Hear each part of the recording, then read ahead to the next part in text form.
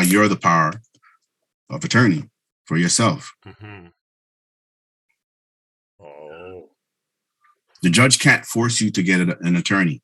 I've seen I remember I was helping this noble in a court, right? And we went inside the court and the judge said, you need a lawyer. And he said, no, I waive my rights to the lawyer. And, no, you need a lawyer. But I said I waive my rights. We're gonna give you like an hour. Just can you go upstairs to 305? What? 305? Go upstairs for what? Just go upstairs to 305. All right, fine. Go upstairs to 305. It was the attorney's office. Right? And like we went there and we said, they told us to come here. They said, oh, you need a lawyer. I said, no, we said we waived our rights for the lawyer. You know what, Willie? We were there for about 4 hours, just saying, until finally court called again. And the judge goes, okay, what did you get a lawyer? The guy said, Noble said, I said on the record to let the record show that I waived my rights to a lawyer. And I'm coming special appearance on my next appearance for the record to be shown. The judge had enough and said, because he can't force you to do it. So the judge said, all right. And then he had a date ready. I said, this time to give them a date. They welcomed the date and that was it. A judge cannot force you to do anything like that. But don't that mean that you have to have a strong knowledge of the law to represent yourself in a court of law? Well, the strong knowledge of court would be that the Constitution and treaties is the law. Okay. Right? Anything else is not law. They're dealing with what's it called? Prima facie cases that are under color of law. Right? One thing when people are dealing with them is you always have to remember that they're doing things from the color of law, and everything that they're saying is all under the definition of prima facie, where it's there to be rebutted. Let me give you an example, Will. If I called myself Mickey Mouse, right, and ran around and called myself Mickey Mouse and even drew the character Mickey Mouse and said, that's my drawing, right? That's the claim that I'm making. And under the laws, that'd be considered under prima facie. Prima facie is a part of law that means that anything could be a claim, but it's there for rebuttal. So I'm saying I'm Mickey Mouse, and then you're like, whatever, you didn't draw that, Mickey Mouse. Walt Disney did, right? That's your rebuttal. Your rebuttal is, no, you didn't. Walt Disney did. Or Walt Disney comes and confronts me, says, hey, man, listen, I don't know what you're trying to do, but we have copyrights on Mickey Mouse, copyrights on the name, copyrights on the drawing. We have a patent right through and through, authenticated. I think you owe us some money if you've sold anything talking about Mickey Mouse. Okay, so that's how law is all over the world, is that they put out a color of law, whatever, and then your rebuttal is to say, wait a second, that's not in law, because the law of the lands all over the world is the constitutions and treaties, nothing else. Right? They'd have to prove that their law trumps constitutional law.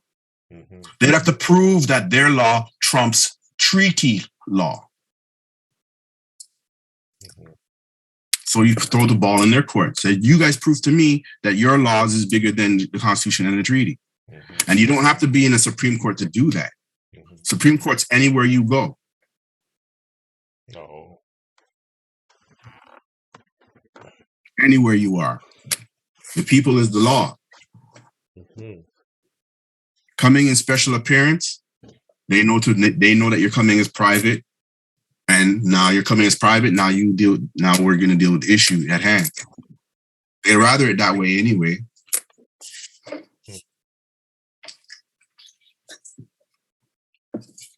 I've been to court sessions where we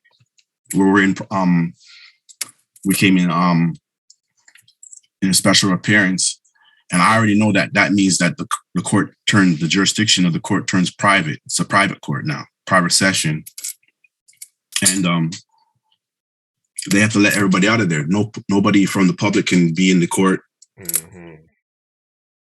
You know what I mean? Yes, I've seen that happen. They chase out everybody and say it's private. You're right. I've seen that happen. Right? So once that's going on, then you bring in the Constitution and the treaties. Because they don't want the public to know about that. That's not for them to know. It's just like if me and you were playing dominoes and you say, come down, sit down, Cameron. Let me dust you in some dominoes. And me and you sit down and you start playing, I'm playing, and you realize that, wait a second, Cameron doesn't really know how to play. I'm just sitting around the table. Mm-hmm. Right? So now you know I don't know how to play. Well, then most likely you're gonna go for the win. And that's where we are as a people, not realizing that a lot of the claims that they make out there is just claims.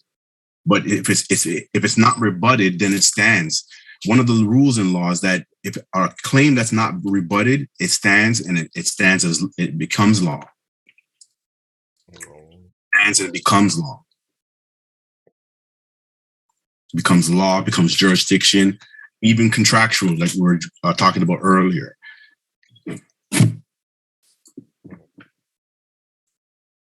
Right? Contracts is the law. And that's how you create it. That's how you create a contract and also create law at the same time. When you don't have a rebutted affidavit or writ. Right? Same thing goes with them. They're making claims too. The only reason you ever turn on the TV, people, and let's say the news came on. And you're looking at the news or whatever, and the police come on the news and go, okay, this weekend, we're going to be doing a blitz. We're going to see if you all are driving with your seatbelts on. We're going to see if you're driving crazy, you know. And by the way, people, call in if you see anybody driving really aggressive. Call in, all right? We're doing that. And if you don't rebut that, which most people don't because they think it's news, they don't know that in the news that you're watching, those are mostly proclamations being made. 90% of the news, when you're watching it, they're making proclamations all the time. And if you don't rebut it, then it stands as law. Just like when they come on the news and say, hey, you guys have to all wear masks. This is COVID-19. You don't even know nothing about no medicine. You're like, COVID what? Oh, what? It's going to blow your heart out? What? Oh, shoot. Okay. And you agree to the contracts and you didn't rebut it. Mm-hmm. So it stands as law. Mm-hmm. And that's why they get to enforce it. True. Right. If enough people rise up and protest against it, it cannot become law. That's right. There has to be a rebuttal. If there's no rebuttal, then it stands as law. That's how they got away with a lot of things in the 150 years. It wasn't really colonialism. What it was is that they were making a lot of proclamations and none of them have been rebutted because people today don't know civics. They don't know their duty to the land and to their ancient or the people before them. We think about our people before us, but we don't do our duties. There's a duty that we have to do because of them and for the future.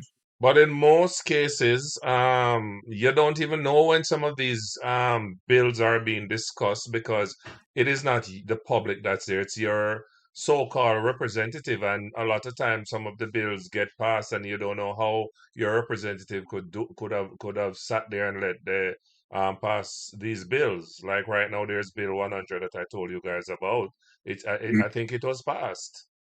Yeah, but that's one of the duties of the people. One of the duties of the people is to make sure that all laws, wherever you stay, wherever you domicile, is still going. Because you have to remember, there are corporations out there. So you got to keep doing audits all the time and keeping your ear to the sky. You get what I mean? Like let me give you an example. Long time ago, when we used to file UCC ones, it used to be at the court. Then they said, wow, these guys, they know what they're doing. So they moved it from the court and put it on some website. Say, okay, you guys put it over there. So everybody started doing that. And as people started learning and knowing more information, they started opening up. They say, okay, now, you know what? We have to identify everybody. So now you want this website to help you do a financial statement and file it. We need to know when the last time you did your taxes. Can you send us information so you can open up the file? And they keep moving the goalposts. But if you don't have your ears to everything, then you won't be able to know what they're doing. And that's 100% one of all your duties. It's not for you to get it from the news. It's for you to know what's going on and go, okay, and see what they're doing and see how they're moving certain things. Long time ago, you can get a Black's Law dictionary for $40. Today, nope, they hid them. The only place you can get is on Amazon. You can go to the universities and get those books, but no, they stopped doing that because they knew that the people's knowledge was raising. So they took them out of the bookstores, they took them out of the libraries, and now you are stuck looking at them on Amazon for $200. Some of the books, $400 for the book, and I got the book $40. Wow. You get what I'm saying? Mm-hmm. So, point of interest? Duty to always keep the ear to the streets. Go ahead. Yes. Greetings, everyone.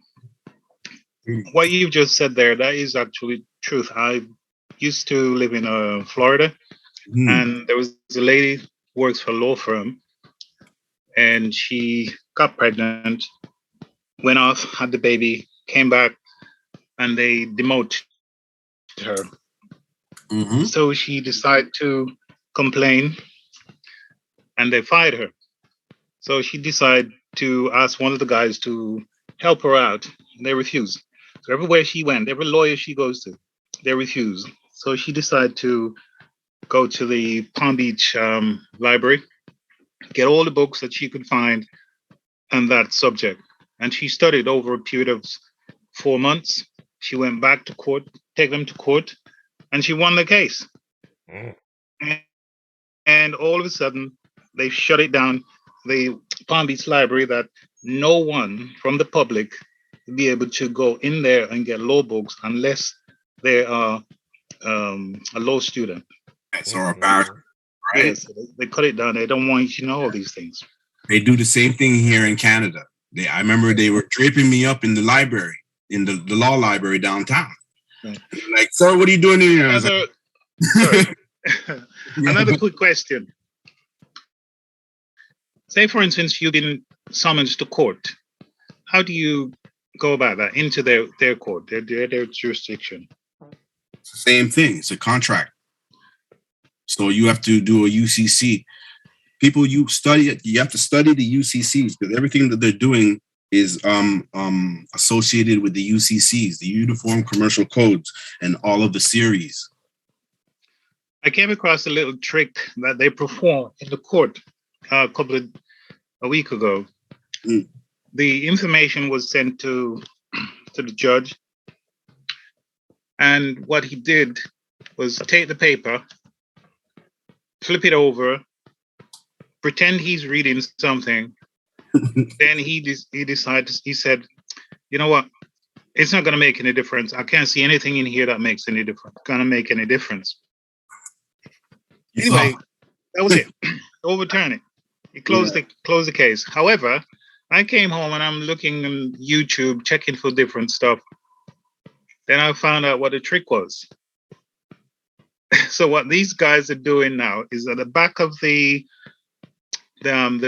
information that they sent to the court, they put in a stamp on the back, sign it, and put their thumbprint on it.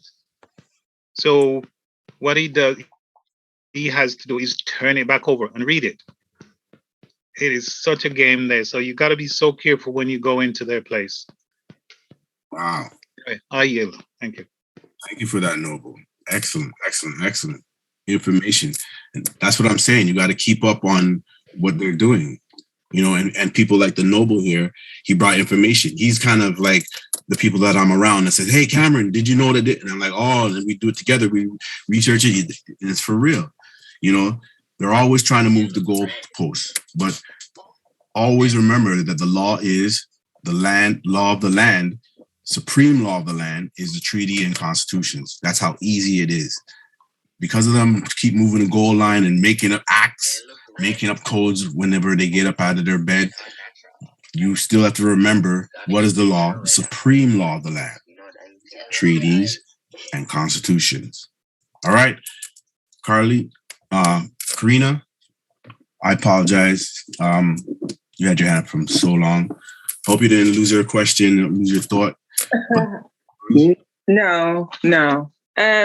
I wanted some knowledge regarding the process for copywriting the straw name and the process. Do you have to have your it's gone out of my head now. Your trust letter, yeah. And once if you've copyrighted your name, do you then proceed with your driving license? Your driving license and your passport, surrendering them? Well, if you're copywriting the name, which is on the passport anyway, what that is doing is protecting you from them charging you for whatever, because you don't know what's in the passport. Right. Sorry, you don't know what's in the contract. What's the process? We went through it one time. I've looked at my computer. I thought I'd saved it, but obviously I shut the computer down and it hadn't saved it. What's it called? To look called? The process for that is to do an affidavit, of truth, stating that this thing is yours, real, and that you're claiming the name itself, the estate. Claiming the estate. Yep. Then you want to do the copyrights to the estate. Estate, which means the capital letters, and it doesn't necessarily mean the capital letters. You can claim the even lowercase of the way it's spelled. Okay. Forwards, say that inside of the copyright claim, making a copyright claim. Those two documents I just mentioned, get them notarized. Once it's notarized, then it becomes law. Okay. And then that's sent back to the registrar of the county court, or where's it sent to? To anybody who has interest in that name. Okay. Right? Because you can get pulled over by the police and you show them your license or something, and then they give you a ticket, and you say, well, you can't give me a ticket because my national name or my trust name has a lien against that estate, and we already have copyrights for that estate. You can't use the name. It's all about not using the name or getting them to use your name. When you have copyrights and a claim for the actual all caps name or whatever, how it's spelled, people are not allowed to write your name on no ticket and none of these kind of things or any type of claim. Yes, because they have to seek your permission then, don't they? You have to seek your permission or get a court order. What document is that to look for on the Duali site? What am I looking for? I don't know if it's there yet. It'd be the copyrights, beneficial owner.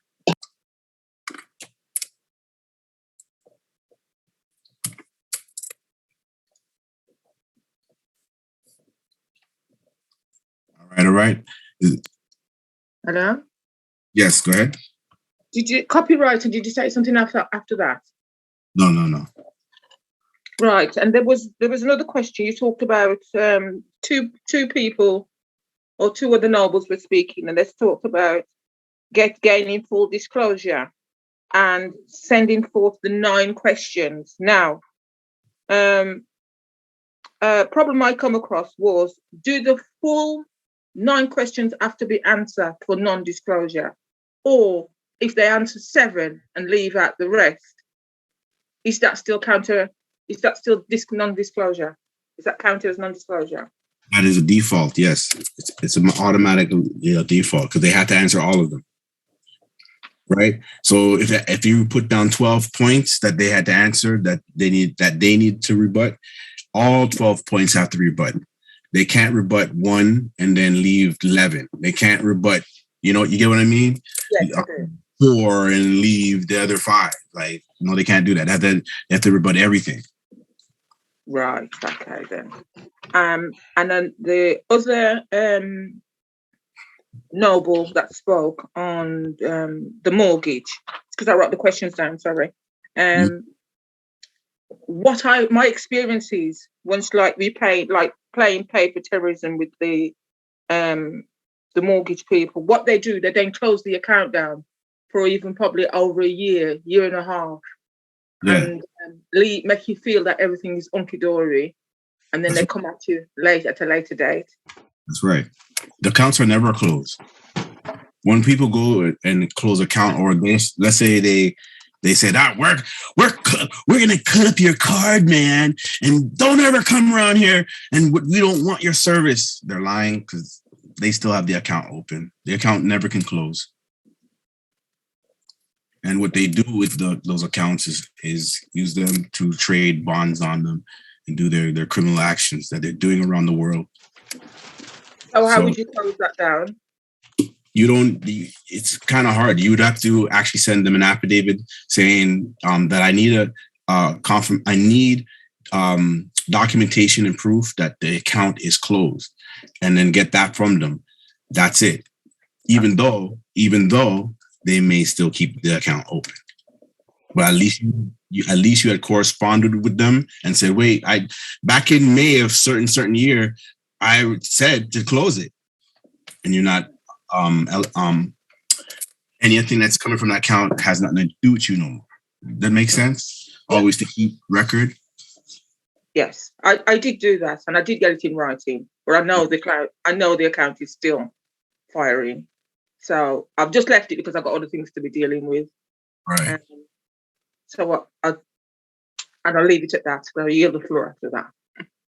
Ashe. Thank you for your questions, Matriarch. Excellent.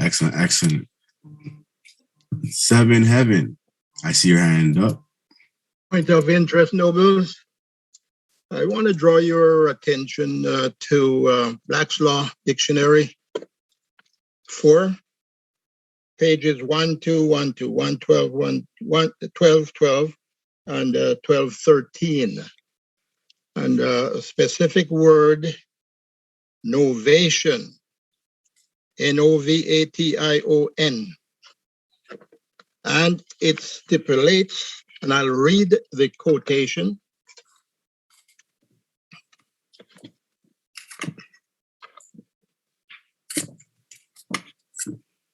Substitution of a new contract between same or different parties.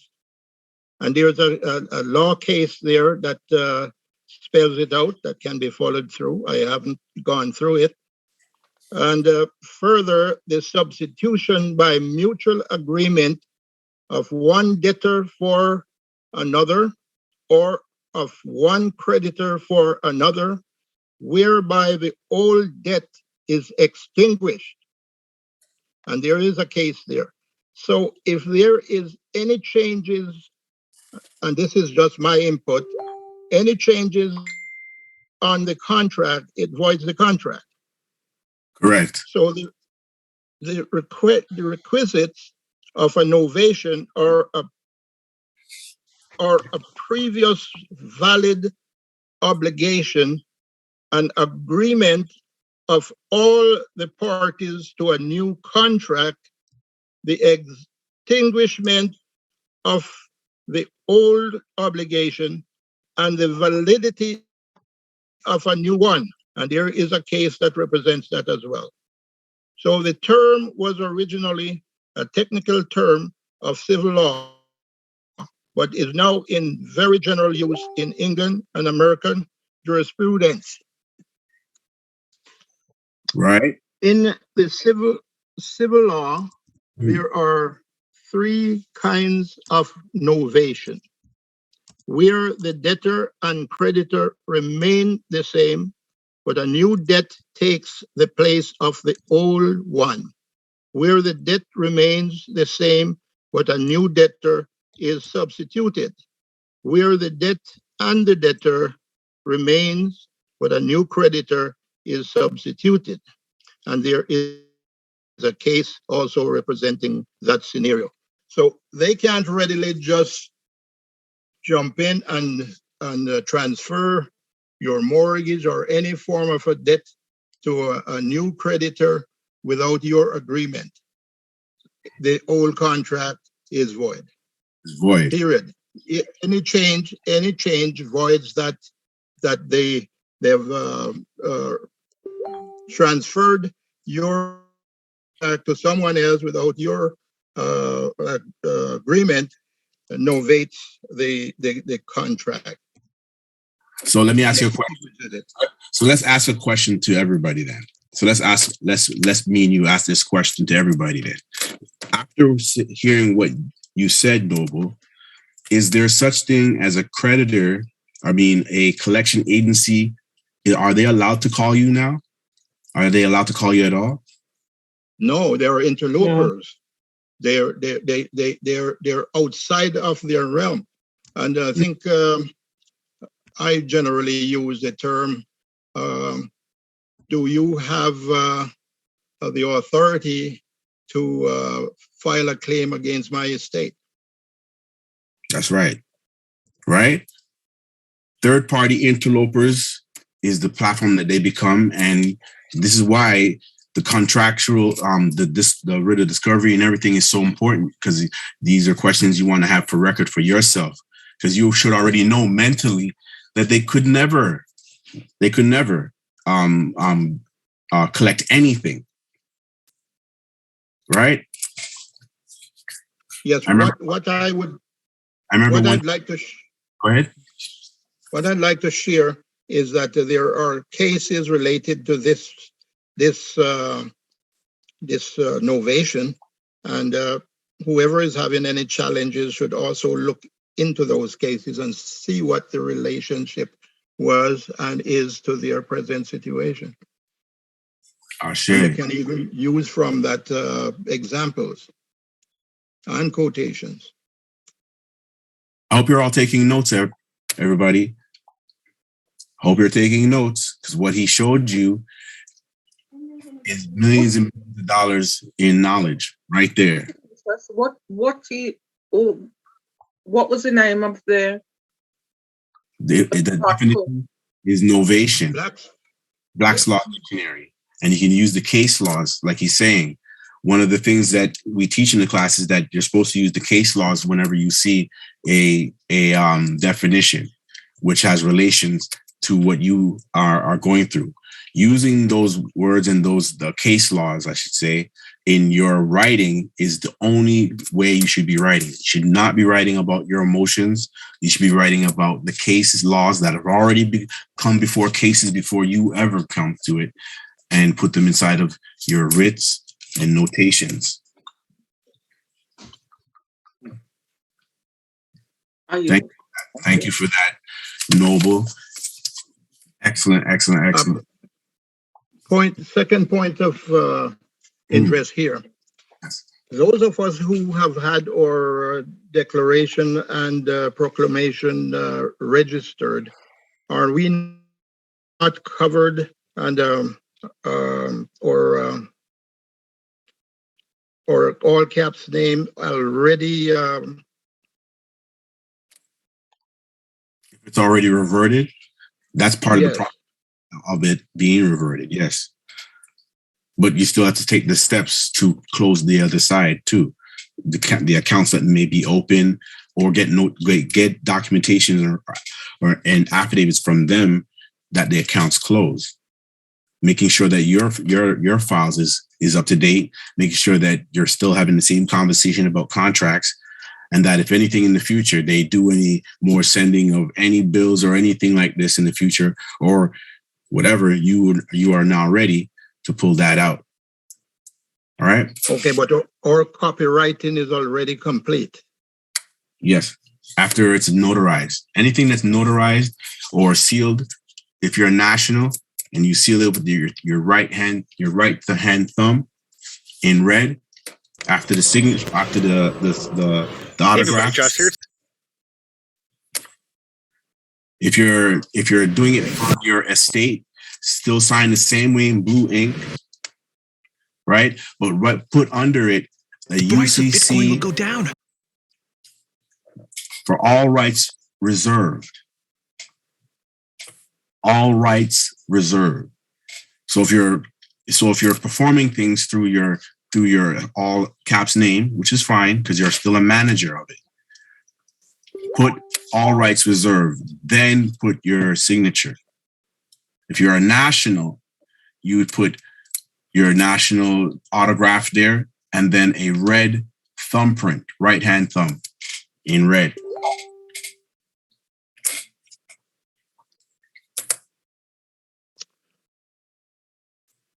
Okay, so you're exposing your national signature in public when that's performed. Your national autograph. Yes. Right. That's if you're performing in that fashion. Remember that when you're dealing with your life as a national, you're wearing more than one hat. You're managing Correct. the estate, and you're also standing as the national itself. When it comes to international Correct. or when it comes to jurisdiction of cases, then the national should step up. Right? When it comes very much. to equity and finances, then you're the manager of the estate. You're very welcome, Noble. Thank you for bringing that. Right? That welcome. brilliant mind there. Right? And he's just reminding you of words and giving you words that are very necessary to look at. And it also will help you write and put inside those case laws. Make you go and look up those case laws and look at it yourself, and then enter those case laws onto documents like writs or affidavits. So thank you so much. That's part of our review. And I'm glad that we were able to touch on it very good and early. Thank you so much. No, excellent. Making my day go smoother. You too. Yes. Thanks, Emil. I stand down. All right. I hope everybody's taking notes. Seriously. And I'm gonna find. I'll see. Because for those who are coming in right now, peace and love to you. Grand rising to you all. We're gonna have a little quiz today. This quiz, you can have your dictionaries. You're gonna have to have your dictionaries with you, your law dictionaries. If you don't have a law dictionary with you, feel free to use online. All right. We're gonna do a little quiz, see who and what is studying. All right. If you go online and you look up the information, at least you're doing that. All right. Point of interest? Yes, go ahead. Oh, sorry, my hand was up, but I accidentally hit it and it went to the back of the queue. Is it possible to, at some point, speak to you in person, privately, maybe at some time when you're available, maybe today or whenever you're available? Are you in Canaan, Canada? No. Oh, okay. Because you said in person. I was just doing it. No, sorry, I meant talk to you on the phone, really. That's what I meant. All right. Just give me a moment, 1 second. Let me just put on my reminder list here. All right. So yes, it'll probably be tomorrow afternoon. What time would that be your time? Because I'm in Europe. Europe? Okay, that's 5 hours. You guys are 5 hours ahead of us. I'm about 6 hours ahead of you, where I am.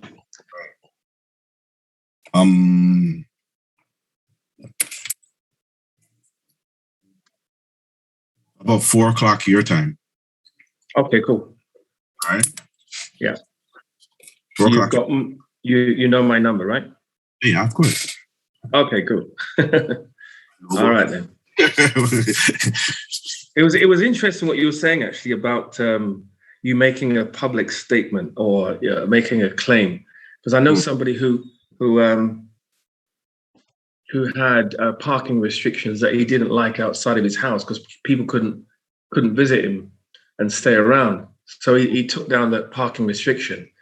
And it was really strange that for years that parking restriction never got put back up again. It's a rebuttal. He rebutted their claim, and any claim that they have that's making that they created under color of law.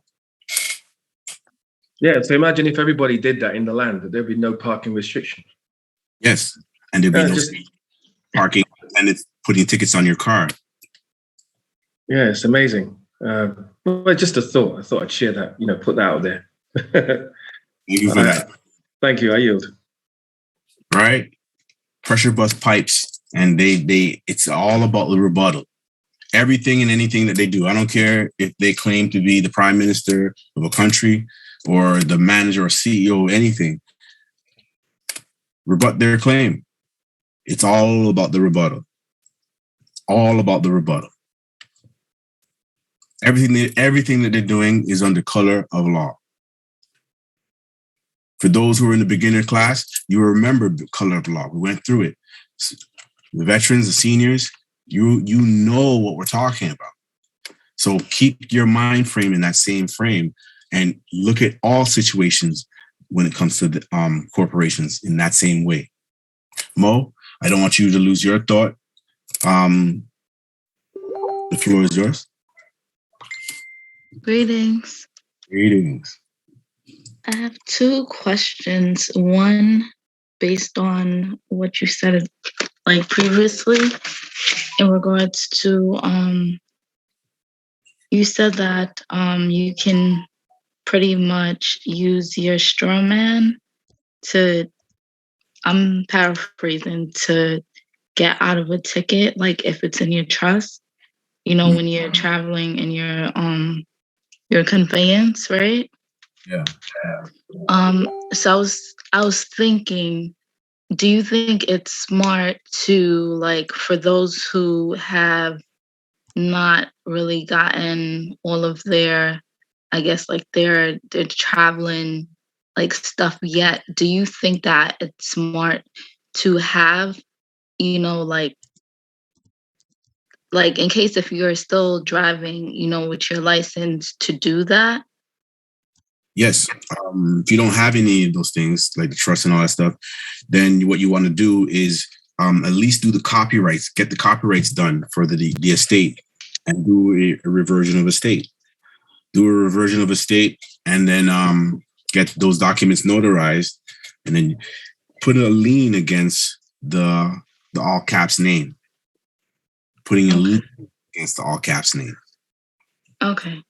Whatever the number is going to be, you have to hold that as your they may try and step on it or attack it again, and you already have it protected under contracts. Remember I said earlier on, contracts is the law. Mm-hmm. Well, what you just created there was a contract, and they would have to produce a contract to rebut that contract that you did, and they can't. Make sense? Yes, it makes sense. So pretty much put a lien on your driver's license number. Yep. Okay. My second question is, I was told that I was told that the IRS is closing, and I know previously you mentioned that we should get a CPN number. And I was told recently that it doesn't make sense since the CPN,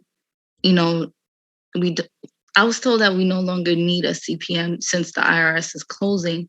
But I was trying to figure out, so for those who are still getting paid, how are they supposed to go about that? When they were used to having a social?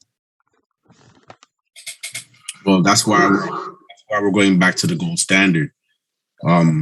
Because the people weren't supposed to have socials. The socials or the national number that you're talking about, it's now deemed around the world that they were doing human trafficking through it. One of the things that the Pope put inside the motu proprio, which is known as the final judgment and civil order, he says that there's going to be a time where they're going to shut down all of those numbers, whether it's a QSIP or EIN or SIN and NIS, all of them are going to be shut down at some point. So the credit system basically would crash, or it's going to crash. It's doing that right now, where everything's going back to the gold standard and of banking. This is why I've been teaching this class, is to help people to realize that's happening right now, and it's going to knock out the rich and make the middleman, the middle class, triumphant, and the lower class not so successful. So, learning the stuff that we're teaching in this class, it's really to show you that you have your nationality, your pedigrees there, and that we do have our own currency, we do have our own things, but it really, really takes you now. It takes you to step up and say, well, I want to do this business, or I have a business and I want to nationalize the business and make sure that our community stays strong through this wintry financial war that's going on the planet that you're taking front row seat of. You're front row seat of it. You got the front row seats, and they're showing you the merchant war continuing. The same merchant war continuing since 1860. Okay? So it's very, very important, very, very important to do all of these things, to learn about writs, learn about how to use your estate and making claims for them. It's called a perfected claim. A perfected claim. What you're trying to build is a perfected claim on all the things you claim on. Because you have a perfected claim, that perfected claim stands, and you can put a title to it, being all lodial. And that's what I find in the people, that most people don't think about all lodial and making claims where the claim stands as all lodial in law. Because the people don't know that's one of the tasks of a creditor or a trustee, to turn things into all lodial titles. That's part of you managing the trust, or yourself without a trust, but managing it. You're supposed to get everything back into all lodial titles and making perfected claims. The perfected claim is exactly what you would have if you were playing Monopoly. If we're all playing Monopoly right now, and you know how to play Monopoly, that perfected claim would stand in your hand as that property that's in the game of Monopoly. And anybody roll the dice and step on your property that you have in your hand, then now you can say, hey, owe me some money. And that's how it works. They didn't want to teach the people this. They didn't want to teach the people civics so they can stay together as a community and do this. So, yes, the numbers are going down. Like, I teach it because you're supposed to know everything anyway, right? I encourage people to get it because one thing I wasn't sure about is, when are they going to close? I already knew that they're going to close them, but when are they going to close it? For an example, let me give you an example. I've learned about Nasara. You know what Nasara is, right? We've talked about it. No? Nasara is some sort of program that they're supposed to give everybody of billions and millions of dollars, and you don't have to pay for nothing. Everything would be paid for, and they give you a number, and everything would be paid for. If you rent, that would be paid for through this number, right? Nasara. They're supposed to be giving that out from a long time ago. We've been following that for like the last 9 years. I've been following it for 17, 18, 20. You've been following for 17 years, right? You see what I'm saying? Mm-hmm. Right? And we're like, he used to follow 17 years. I did 8 and 9, right? And nothing. Like they disguised some of it a little bit, but still not Nasara with the way that they described it, how it should be when it comes to people getting their funds, and you don't have to worry about going to no job because everything would be already paid for, and you would have an account to run it from that you control, right? Mm-hmm. We've been waiting for that. Curtis, how long you said? 17 years? Long time. A long time. I know people have been following that when they bought the what do you call that? What's that dollar? A whole bunch of them bought like millions of dollars of it. The Iraqi dinar. Dinar, okay, yeah. Right. A whole lot of confuckery. Like, excuse the language. I mean, it was a whole lot of nonsense going on with that, right? So it is what it is. So that's what I'm saying.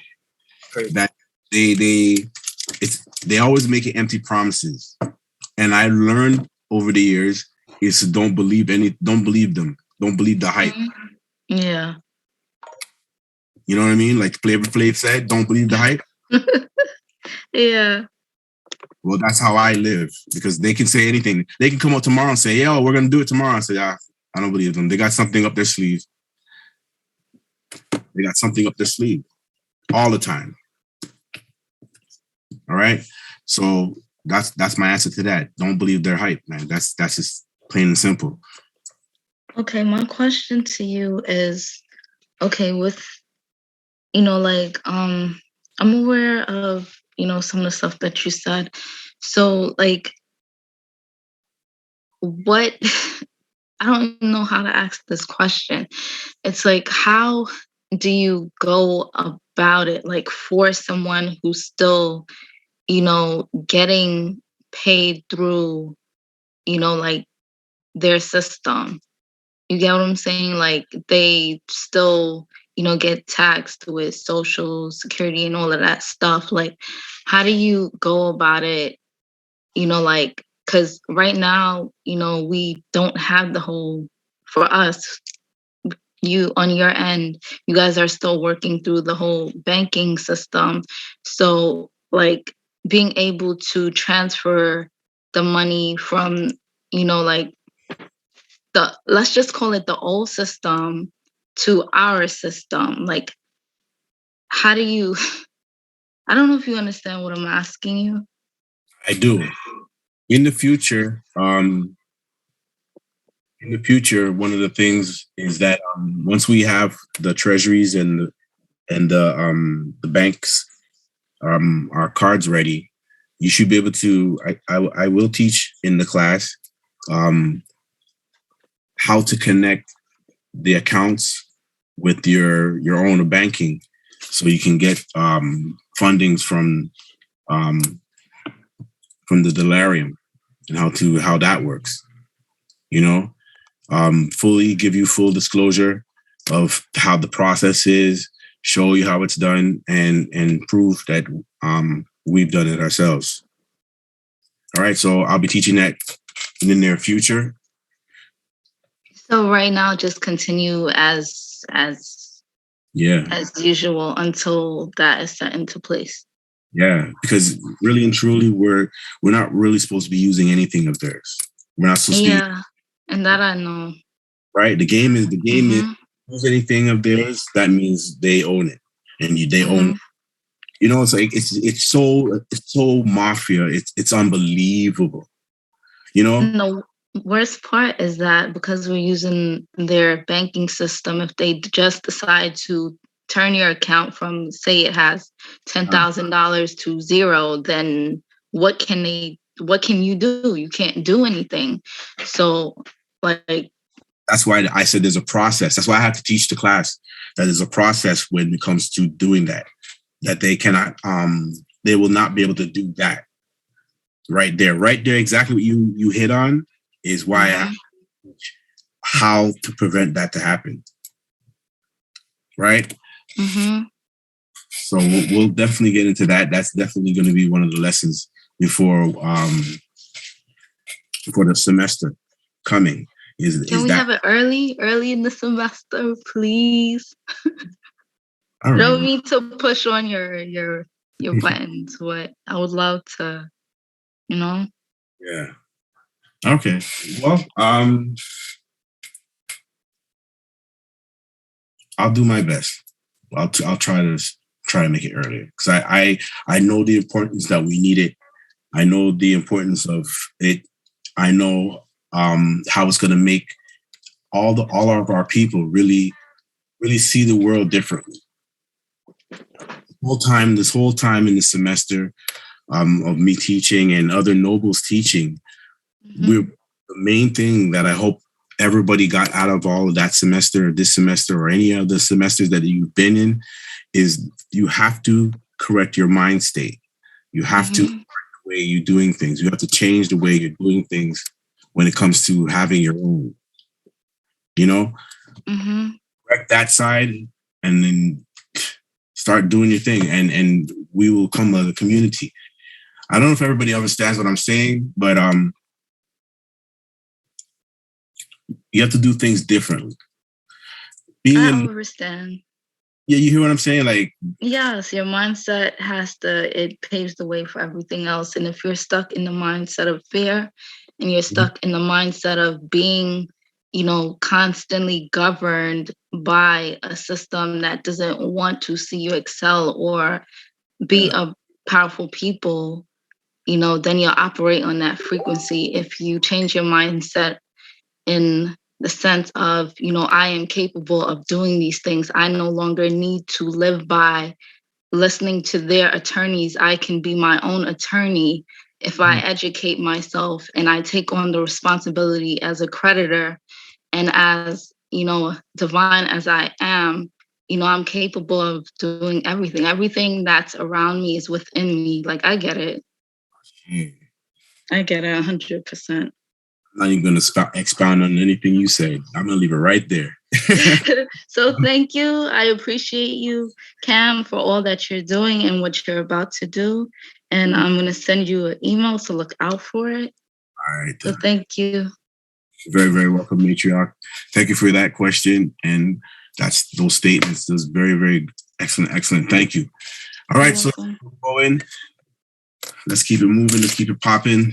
Let me see. How many questions are left? 7. Point of interest? Yes. Hey, David. How you doing? Well, I would like to say that I'm great, but I seem to be detoxing, so interesting feeling. No, I just want to raise a point. I think I had a similar conversation with another noble about dealing with the bank account, and I think what they had said is they'd put a lien. I think they put a lien against the bank account number, and also I can't remember if they also put a lien against the bank itself, and then put the account. Yeah, but that's something that's something that you have to teach at the beginning. Yeah, so they did something like that. Yeah, they then put the account as a property of their estate into their. You don't just do things all willy-nilly, and that's a whole class in itself and leaves a lot of questions. So please, right? You're telling them this, but they're not writing anything down, and you're just saying whatever. So it's something that you have to know and understand, understand it. When people fail, you're gonna look at you or you look at us like we made you fail. I want to make sure that everybody got a full understanding of why you have to put a lien against it.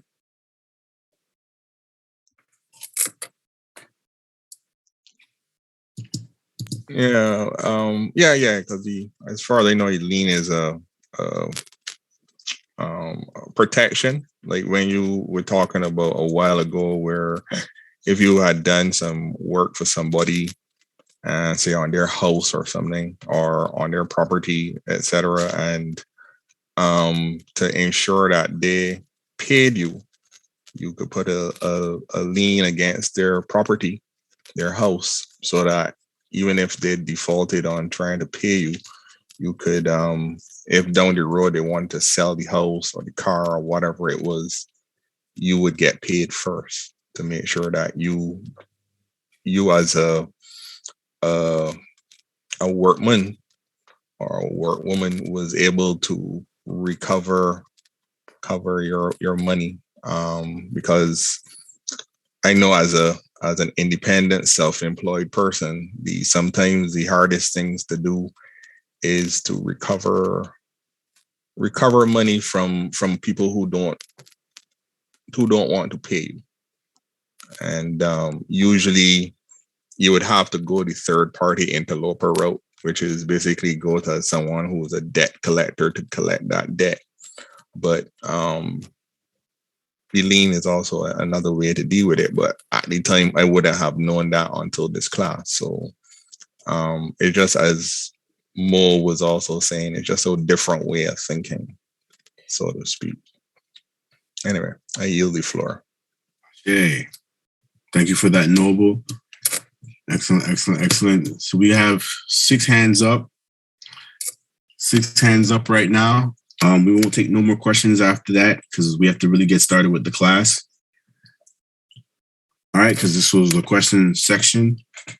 So the 6 questions that we have left, can you please break it down to one question at a time, one question only, and we'll go from there because we're gonna run short of time when it comes to the lesson today. And I know everybody went out there and got their UCC1 financial statement and is ready to see physically how to put it together. All right, so we'll go with Abina. The floor is yours.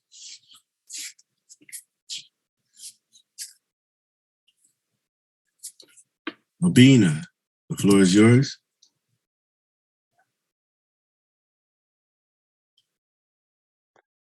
Sorry about that. I'm slow on the draw here. Thank you. This is not really, no, it's a question in a sense, Noble. Okay, so I was checking out something on YouTube and I learned about a W-8, and it's called W-8 Ben instead of like a W-2. Right, yes.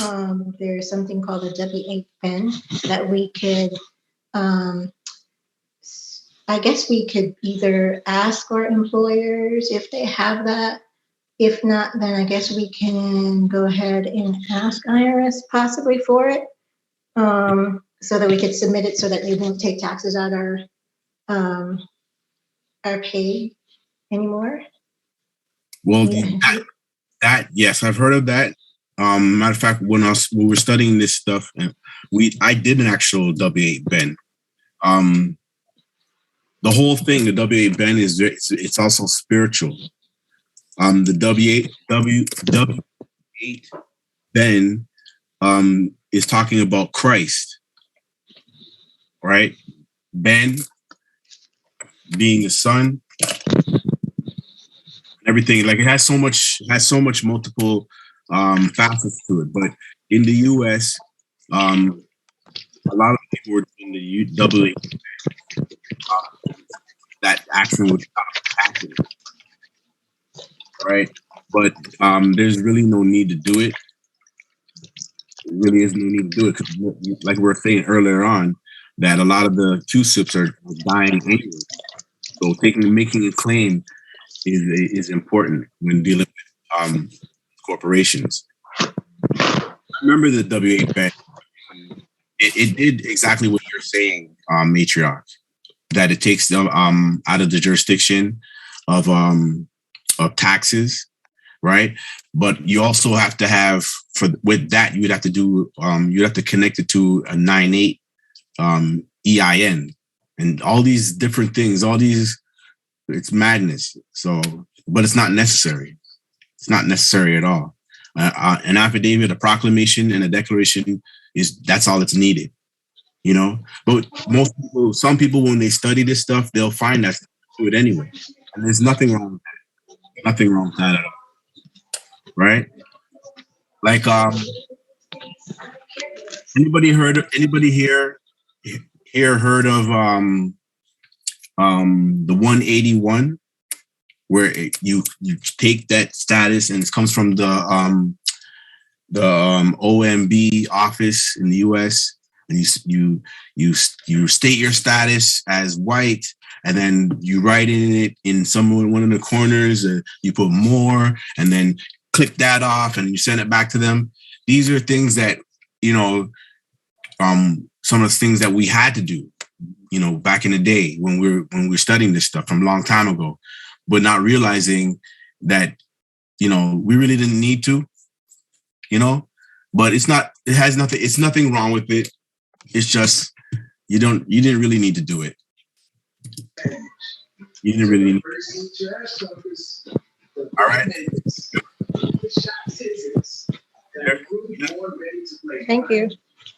Thank you, Noble.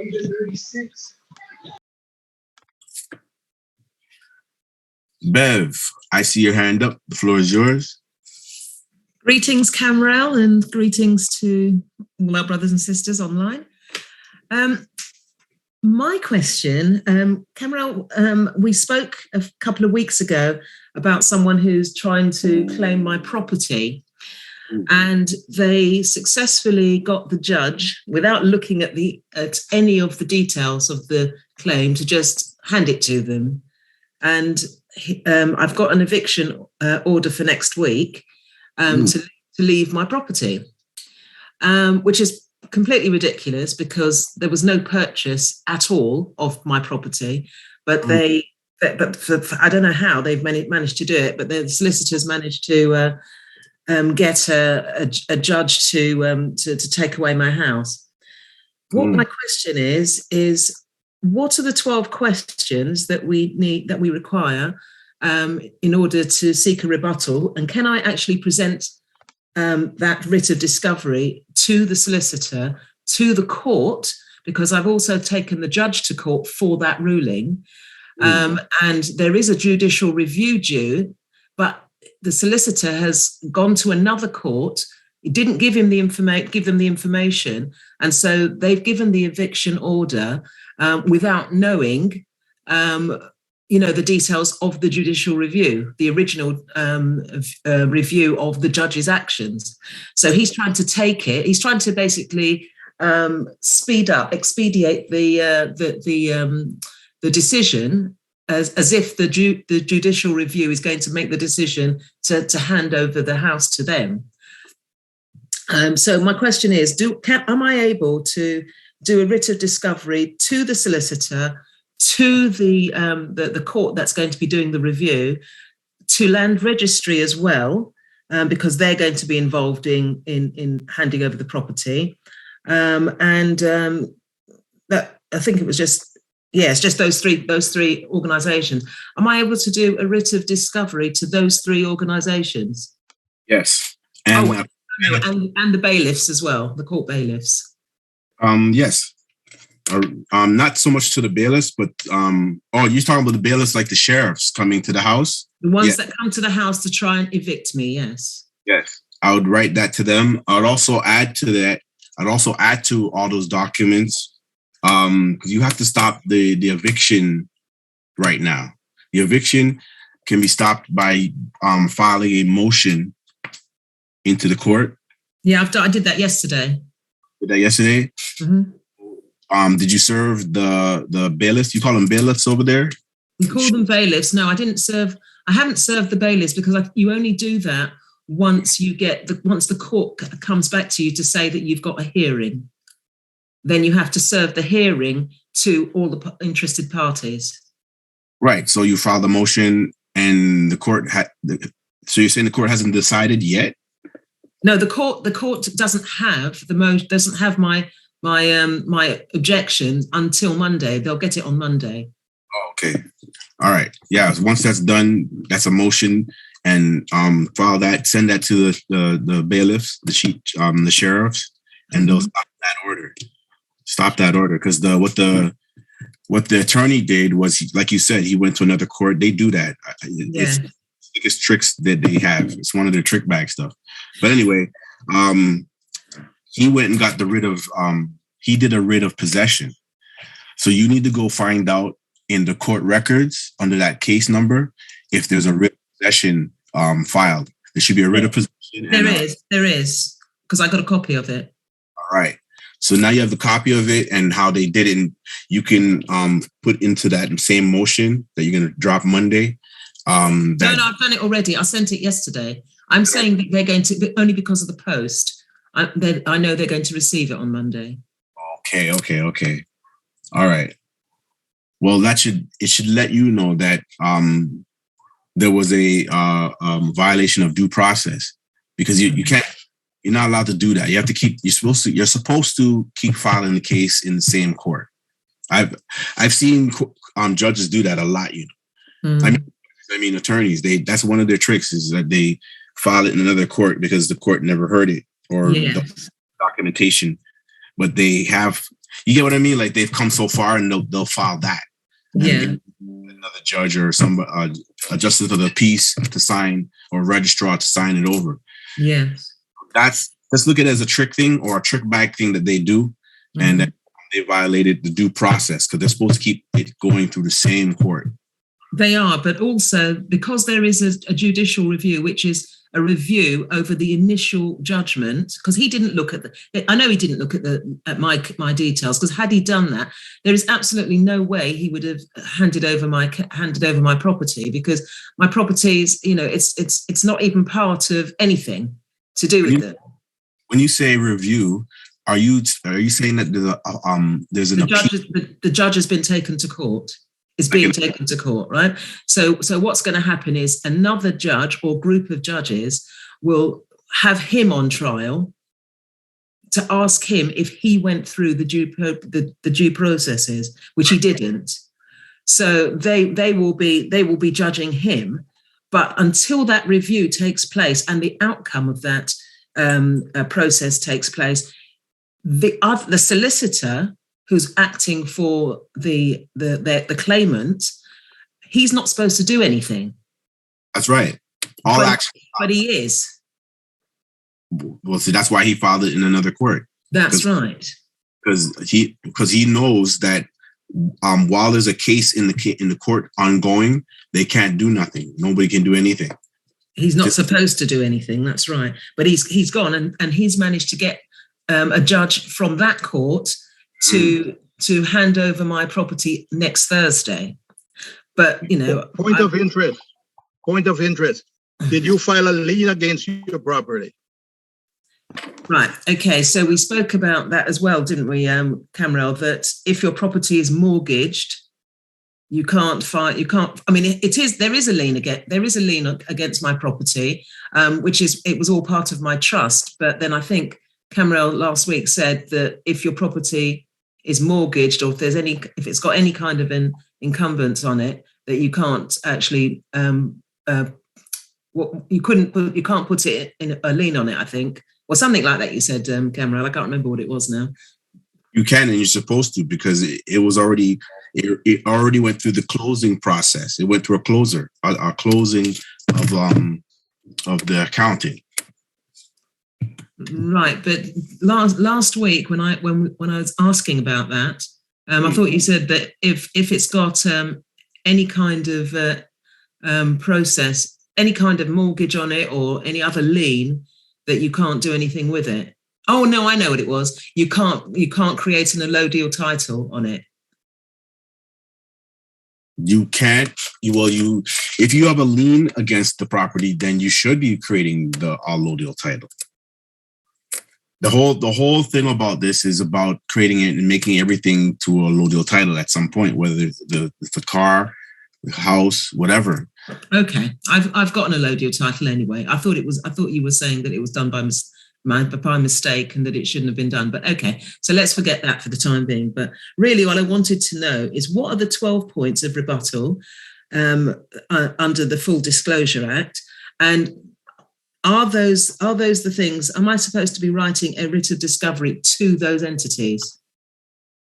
It depends on the issue. If it's a mortgage thing, then it would be yes. No, nothing to do with the mortgage. It's just about the solicitor wanting to give my house to his client. I would do a quo warranto for him because you'd have to prove that he's allowed to practice the bar anyway. Okay, so do a quote. Writ of quo warranto. Yeah. And then you can also do that same writ of discovery and start discovering for the record, so that the record show contracts. Right, there's no contracts. Right, so you want him you want to put that inside of the writ of discovery because he won't be able to rebut it because physically there is no contracts. That's right, there aren't any. But you said that there were 12 points that he must respond to or must rebut. Are those 12 points anywhere? Because I can't recall learning them. 12 points. The 12 points talking. It follows along the lines of contract law. Anything to do with contracts that you need them to produce. Any bonds that they're holding or if they're holding the contract at all. Remember earlier on, one of I think it was a matriarch that came on, or the noble, he said that they have to have it in their hands. If they pass it on to somebody else, then that's a third party collector, a third party. Yeah, which is what this solicitor is, isn't he? Because it's not his house. That's right. He's trying to get it for somebody else. Sorry, I thought that you said that there were 12 questions that we had to pose to them in order to get them to answer those before they could actually go ahead with whatever it is they're claiming. I don't think we posted it yet, but that'd be inside of the writ of discovery. Inside of the writ of discovery, you want them to for an examination at a certain date. When you're writing the writ of discovery, it's you getting them to produce these documents for an examination at a certain date. Yeah, I understand that, but my question was what are the questions that we need to send to them within that writ of discovery? Okay, so you want me to give you all 12 of the questions that would be inside of a writ of discovery if you're writing? Or yes, or point me to where I can find them. Well, it's not on time. But that's what I said. I said to where to find them is through knowing contract law. So let me show you contract law, and you'd see the things that you would ask inside of a 12 points, because the 12 points. It's you asking various questions that have to deal with the contract and things that are associated with that property for viewing, because they have to prove that they own that place outright. Right. You know what I mean? And them being handed it by the judge is not proof. No, because they have to have an affidavit and they have to prove that they have some sort of deed or some sort of title, which they don't have. Who's the holder in due course of the title or the deed, right? That's me. Yeah. That's you. Mm. So now the allodial title on the land registry, that knocks them out of the box totally. There's no question, because there can't be two allodial titles. There can't be an allodial title and then somebody else holding a deed. The allodial title would stand as the ace card in the deck. Mm-hmm. The deed would be like the king or queen. You get what I mean? And they can't have more than one. It can't be in existence. So do I send a copy of the allodial title to the solicitor? Whoever has interest in that property, so you send that allodial title to with a notice. Okay. All right. Okay. Well, I've taken up enough time, so I'll yield the floor for today. Thank you. Excellent. Thank you for that, matriarch. The whole key to this, people, is reverting the estate and creating the allodial title for all things that you may claim for. All right. A perfected claim is very, very easy to do. Today, we're going to do a little bit about that. We're going to kind of do one of the processes in a perfected claim, which is the UCC1 financial statement. All right. So we're going to get into that today. Hope you have a notebook ready, and your law dictionaries ready.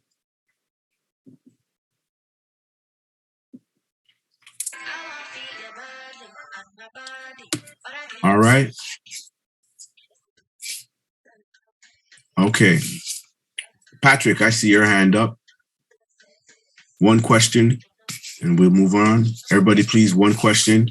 And Jess, you're the last person.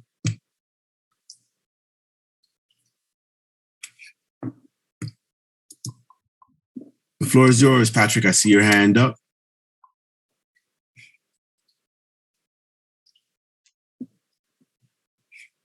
Patrick, are you there?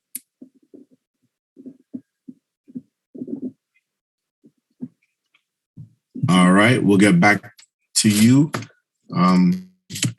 shortly.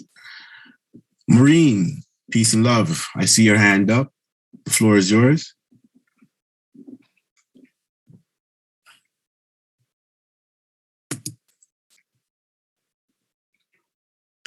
Grand Rising, everyone.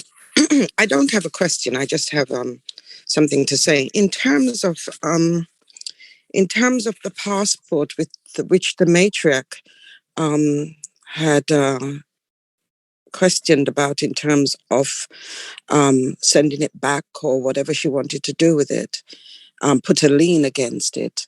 I'm not sure how it works in America, but in this country, the passport is not yours. It's given to you to use on the death of that person. It must be returned back to the Treasury. Also, in terms, I'm just sort of reviewing everything I'm hearing. Now, in terms of Empress Bev's property, I've never bonded anything in this country in terms of, but I'm just wondering if she had bonded the case, could she have stopped them from doing what they wanted to do with the property? Secondly, when I was in America and I was fighting my case, I did my fingerprint, my 45-degree signature, everything. I put things on every page. I signed every page with a stamp, and I put it on the back and the front. So even if the judge turned it around, my stuff was on the back, so he had to see it. Now, I went after the judge. I went after their bond. I went after their properties. I cited them for fraud. Wasn't sure what I was doing, but I walked away. Even though they locked me up for a little while, I walked away because I told them I was going after everything that they earned, everything that they had, whatever their children had. I was going after it, whether I was going to be in the country or not. No. Now, in terms of the Jassara and the Zahara, that's a huge, huge situation. I've been following this for over 15 years.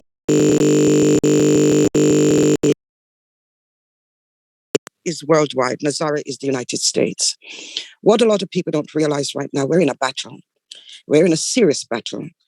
China is on the way down. Whatever's happening in Russia, we shouldn't even worry about it.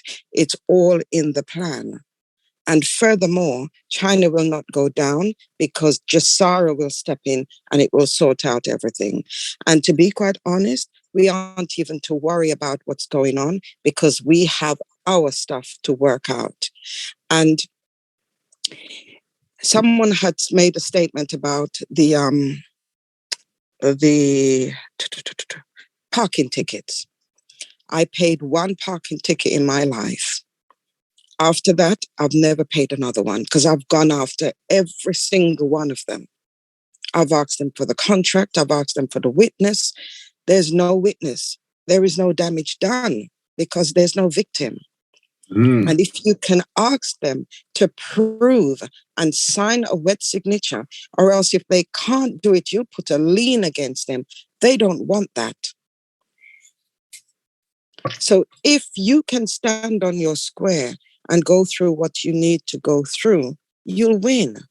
But you have to be very careful in terms of knowing that they trick you into answering a question that you don't need to answer. So you really have to go deep and study what you need to study. I also want to go back to what is happening around us. I don't watch TV, but I do watch series. And if people look at Scandal and Election and The Contender and Charlie Wilson, they're playing this out for us to see in the movies. So we shouldn't worry because it's all in the game. I'll say this again. Kate and William went to the Caribbean the other day. They threw them out. They didn't want them. Now the Queen has sent her other son, Edward, who nobody even knows in this country. Yet they've gone to Grenada. Now, isn't that a game playing? It's all an illusion. So if we can look at it as an illusion and understand what we have to do. I say understand because we're standing on them if we don't understand. So if we understand everything, nobody controls us. If we understand what we are, who we are, the contracts and how they work. I don't understand how to do the bonding, but I know it can work. I'm not even sure what I did in America properly, but I knew it worked because I was going after them. Shay. I yield the floor. Shay. And to answer your question, yes, she could have won the case, but that's a process that she'd have to learn or be taught. And that's where a lot of us are where we are sometimes in life. So thank you for that, matriarch. Upliftment and the words that are coming out. Bravo, bravo, bravo. I hope everybody was taking notes also, not just listening, but taking notes of inspiration and motivation. Peace and love, matriarch. Thank you for that. Excellent, excellent, excellent, excellent. Jeremy, I see your hand up. The floor is yours. Peace and love to all the nobles and the matriarchs. Peace and love, Noble Cam. Peace. I'm going to be pretty short. I was wondering if I could have about 15 minutes of your time off air. I have a family situation that I'd like to get some clarification from you on what steps I could take. Because last week, my sister transitioned, and as it stands right now, her son is in the hands of the people who essentially help usher her death. So I was wondering. How old is the son? He's 10. 10? Yeah. So I know as it stands right now, through their system, I won't be able to get him. So I was wondering if there's anything that could be done the Moorish way. Yes. First of all, my condolences to you and your family. I know it's a grieving time and you take that time to grieve. But if that's happening right now, where the child has been taken in custody, you want to do a reversion of estate also, and also a quo warranto.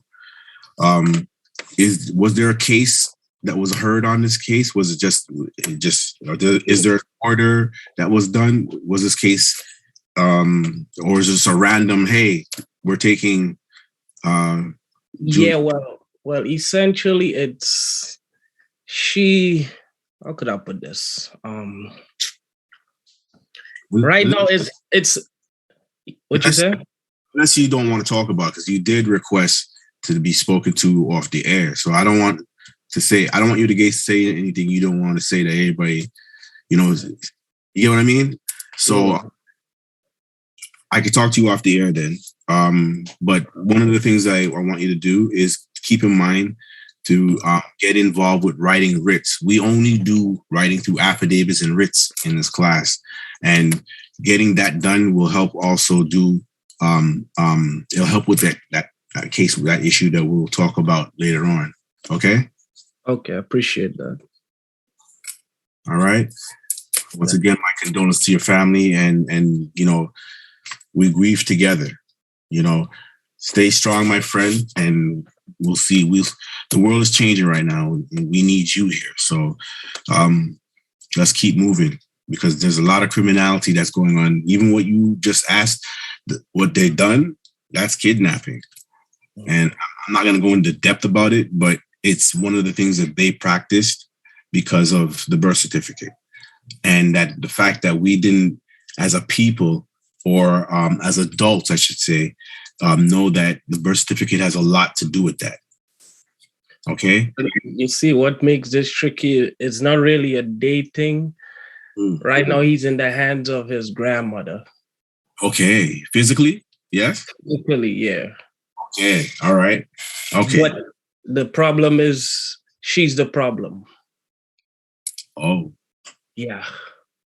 That's why I tell you, it's tricky waters. It is, because she's still part of the bloodline. Yeah. But she definitely does not seek his best interests. She didn't seek his mother's best interest while she was here. Is there a will? Did mom put down a will at any point? No will. I'm trying to go through the father to get him to sign, but he ain't too bright, and he's, you know how it goes. Yeah. How long has she had the child? Who, the grandmother? Physically, yes. Well, what happened is the mother she essentially lived there with her son. And after certain events, she left and went living with the father of the son. Uh-huh. This was for like a couple of months leading to her death. Okay. So grandma was the last one to hold on or have the baby. All right. We'll talk. I'll give you a shout, and then we can go in more finer detail, because there's a lot of questions that I have, but I'm not going to ask them, because really that's a private matter. All right. You give me enough to really understand where we're going with this. So definitely look out for my call. Okay. You have my number? You know what? You're the same one. Hold on. Let's back up. Thank you for, yes. Email address, Jeremy Richards. Is that it? Jeremy.Richards, yeah. Yeah, I need you to send us whatever you sent us, because we looked in our files, and I think one of our associates was supposed to contact you this week to find out what date did you send these emails that you were requesting. I think you made a request a couple weeks ago or a week ago to be answered back. And I found it very hard to do that. I couldn't find no files that represented you or email that came to me directly or to the office. I think Morris might have, because he said that he has that email, but I didn't see any information in that email. And maybe it was sent and it couldn't open up or something. So we were looking to get a request. That's you, right? That I'm talking to. So please, if you can, whatever you sent, just resend it right away so we know that you did that. Because one of the things I was taking care of this week was your file, trying to find out, had me looking up and down, going through all the computers and everything to find out, did we file it and just put it down? What did we do with it? Where is it? Did we get it off the computer? And all these kind of things. So please do. All right. Good question. I did get an email from Noble Moorish. Should I just reply to his email and send the documents? Please do. Yes. If okay. Morris got in contact with you, good. That's what we were trying to do all week. Then yes, please send it to him and he'll forward it to our our resources and get it filed and file this with it. Because I don't know what you sent. You know, if it's a declaration, a proclamation, or any oath. So what I sent you was, remember, I sent the affidavit of truth and the notice disclosure to cure. I needed to get the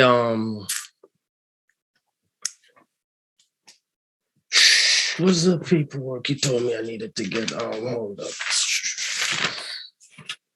The dishonor certificate. That's what I needed to get from you. Okay. But I'll email you. I guess, should I send my number through the email too?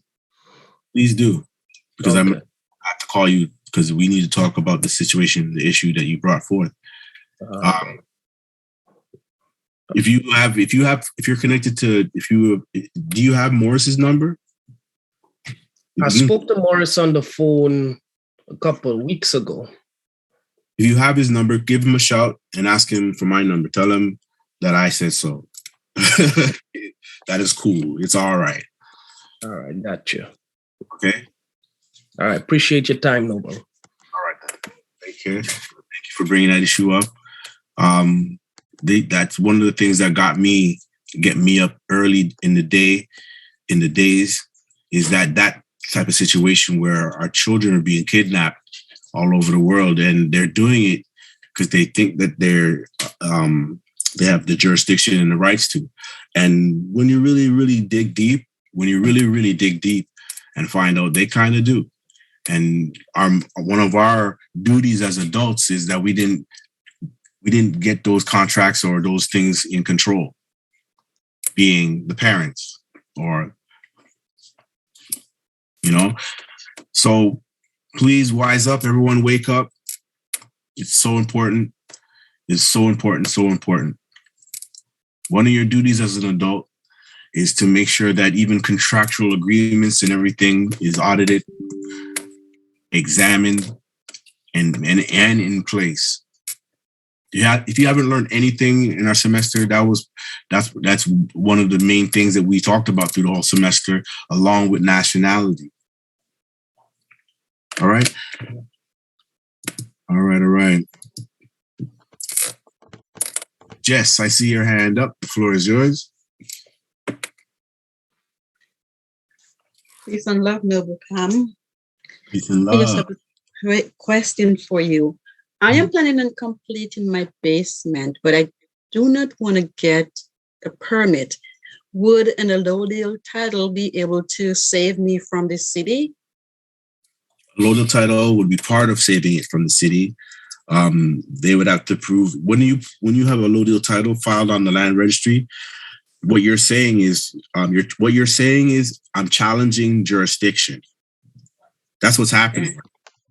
So not only that allodial title being filed there, you would have to send them a notice of that allodial title already be in place and the perfected claim along with it.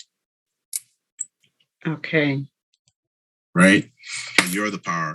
And then having both. In your situation, if you're a national, I would use, in your situation, everything we're talking about, I'd use it, but also add the treaty. Which would be your permit. So that's what they say. You need a permit. So, well, I have one for our treaty. Our treaty is the law. You're the power. Okay. Of attorney. You're the power. You're the power. So I need a treaty and you're the power. Treaty of Peace and Friendship, 1789. And the allodial title, both. The allodial title filed on the lot. On the lot. At the permit at the city office. At the land registry. Oh, land, okay. If it's in the city department, then I guess so. But it's good. Look for the land registry and the registrations of all deeds and titles. Okay. Okay. Thank you, Noble. You're very welcome. Excellent. All right. Thank you all for your questions. You brought really good ones, and I hope everybody learned and was taking down some notes on the questions that they've heard and was answered. If you were in any of those situations or issues, I hope that it kind of helped you with your research or started you on a research. All right. Peace and love to you all. We want to get started with the lesson. Maureen, I see your hand up. You have a question?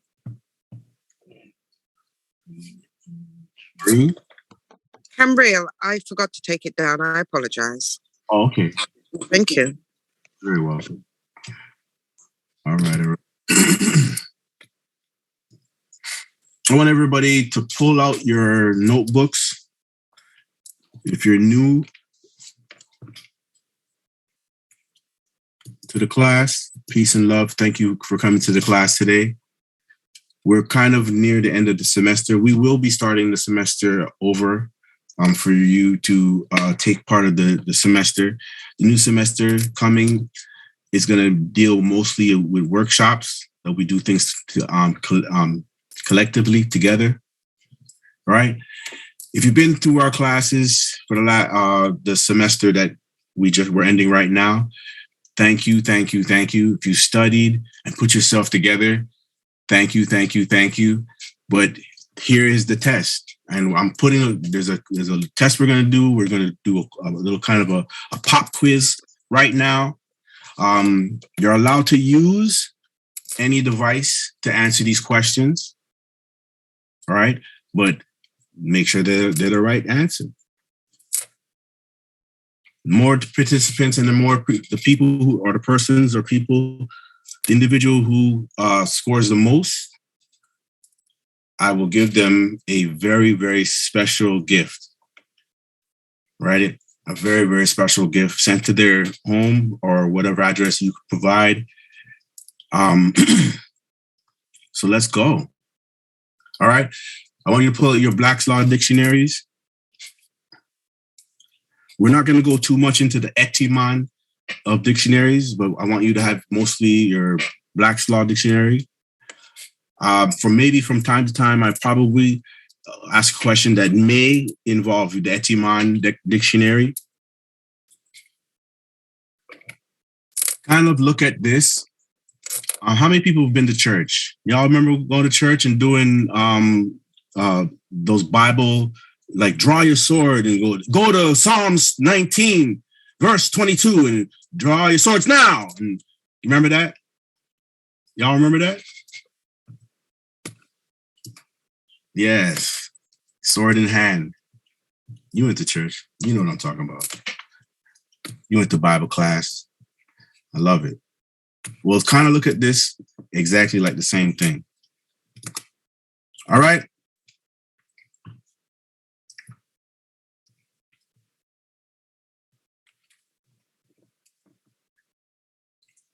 I'm going to give you a couple of series of questions. I'll give everybody time to answer them. I won't give you too much time. If you're on your computers, feel free to type it into the chat. Or you could put your hand up, and if you want to just say the answer, feel free to do that also. If you're putting it in the chat, we'll take the majority of answers to be the answer. All right. Seeing that you have been in the classes for the whole semester, and this goes to the advanced students too, these questions are varied. They're for the advanced and for the beginners. The beginners, I want you to get used to these questions. You may not able to answer these questions, or you may able to, because there's a lot of these questions have to deal with what you went through the period of your beginnings in our class. I hate calling you beginners because I know that you all are geniuses by blood, and I'm really trying to get away from that. So let's get started. In law, what is a writ? Let's get started. In law, what is a writ?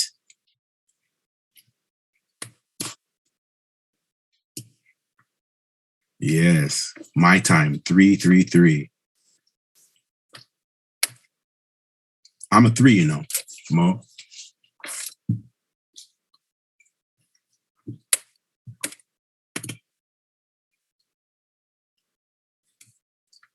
In law, what is a writ? 7 Heaven, I see your hand up. Go ahead, the floor is yours.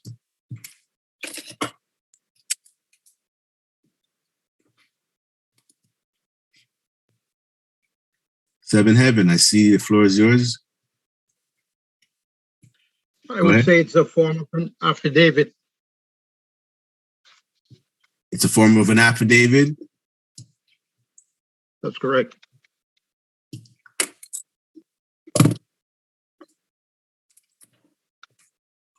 All right.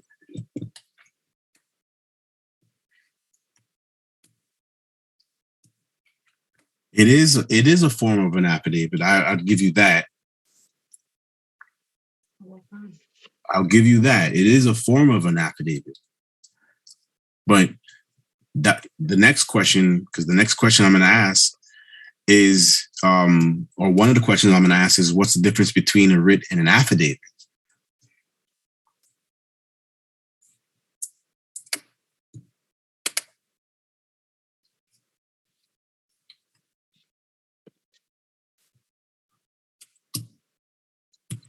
Oh, shit. Jeremy, I see your hand up. Go ahead. You were saying something? Sorry. I was going to answer the question of what is a writ, but I see you've now you're asking the difference between a writ and affidavit. What I had for writ was that it's a order from a legal authority. That's right. An order or a demand from a legal authority.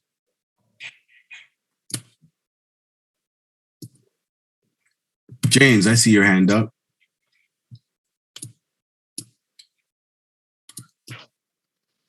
Good rising. Rising. Read is an expression of rights in the form of an affidavit. Affidavit is what is it called? It's a fact. It's lawful facts. How do I put it? Expression of facts in the form of should I say a letter or a document? Yeah, expression of facts in the form of a document. Yeah, that's a read. That's an affidavit. That's an affidavit. Yes.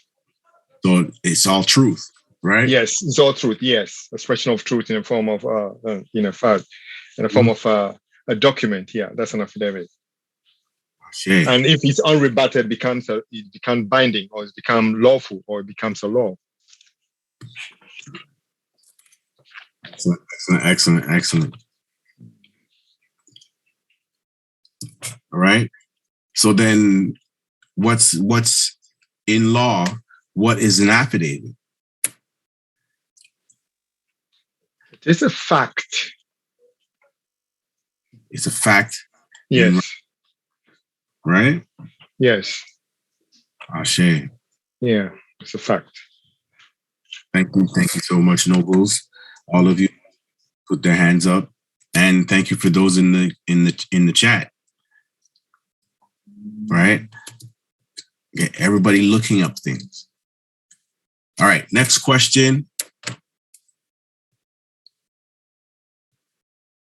Why must we Moors of the Northwest fly our colors as customarily displayed upon our lawful and legal documents and instruments?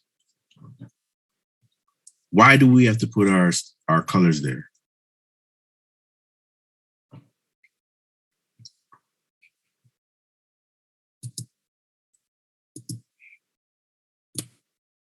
James, I see your hand up. Floor is yours. Yeah, the colors represent who we are in the form of the colors are actually significant, or it's actually depict our, first of all, it depicts our affiliation to the land, and then to the divinity, and then to the to jurisdiction which we control. Ashe.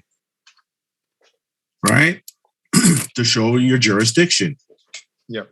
Right? Excellent. Mo, I see your hand up. You want to expound on what he's saying? Yeah, you basically said it. I was going to say to separate us from the rest to show our jurisdiction, but you said it. Right. On documentation. Yeah. And even on our luggage as well, we have to have it on there too. Yes. You ever see when people are like driving their cars and they like have the flag outside, or they running the flag? That's exactly the same thing that they're doing. They're showing their identity through even that flag alone, whether they look like you or they look like whoever. You get what I mean? So these are that we have to take in consideration when we do things. And it also lets them know that they need to place our luggage separately from the rest as well. So I should get some extra points for that. True. Very true. Right? Because you're supposed to be doing things differently. Exactly. Right? So your luggage wouldn't be in the same compartment as that of those of the rest. It's not take that, James. Take that. Excellent. I'm with you. Don't worry. Because he's competition. James is competition. I have to give him a run for his money. I'm going to stand down. I'm going to give a lot of people chances. Don't worry. Okay, good. Because I get pulled over several times. So yeah, I'm just going to stand down. Okay, good. Peace and love, brother. Peace and love. Peace and love. Peace and love. All right. The next question is, what is a maxim of law?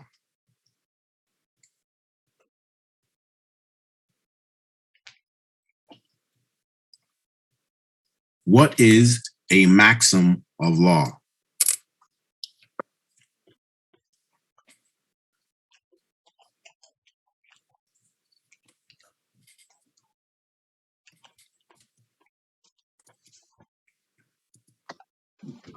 It is the ultimate law.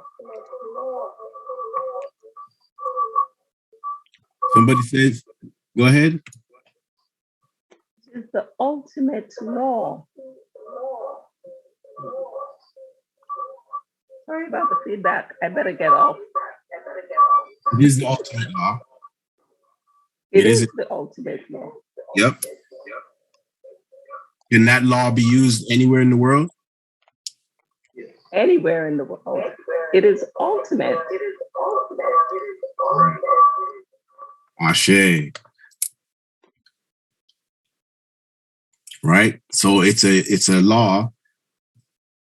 I see Jeremy. I see your hand up. Do you want to expound on what the matriarch was saying? Go ahead. The floor is yours. Yeah, I guess I was going to say the UCCs are a good example of maxim of law, right? Because it's universal. That's right. That's right. Right? Where 2 + 2 is 4, no matter what country you're from, no matter what religion you're into, 2 + 2 is going to equal 4. And that's universal also. Maximum. Right? Ashe. Good one. Good one. Mark you on here. This list. Excellent. All right. James, I see your hand up. Did you want to expound? Yes, I just want to say it is the universally accepted principle of the law that governs commerce no matter where you are. No matter where you are. You could be on an island. You could be in the Arctic, ice. No matter where you are. It doesn't matter. It still applies. Just like 2 + 2 is 4 anywhere, any part of the world. in space anywhere. 2 + 2 is 4. It's undisputed fact. So maxims could be regarded as an undisputed fact that governs law and commerce, whatever it is. Ashe. Okay. James ain't playing today. Right. Let me put James' name here, right here. Okay. The next question is, what is a precept?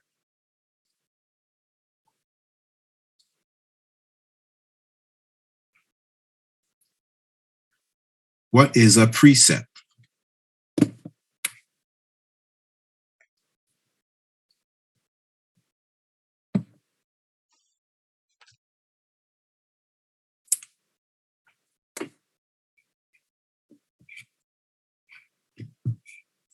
James, I see your hand up. The floor is yours.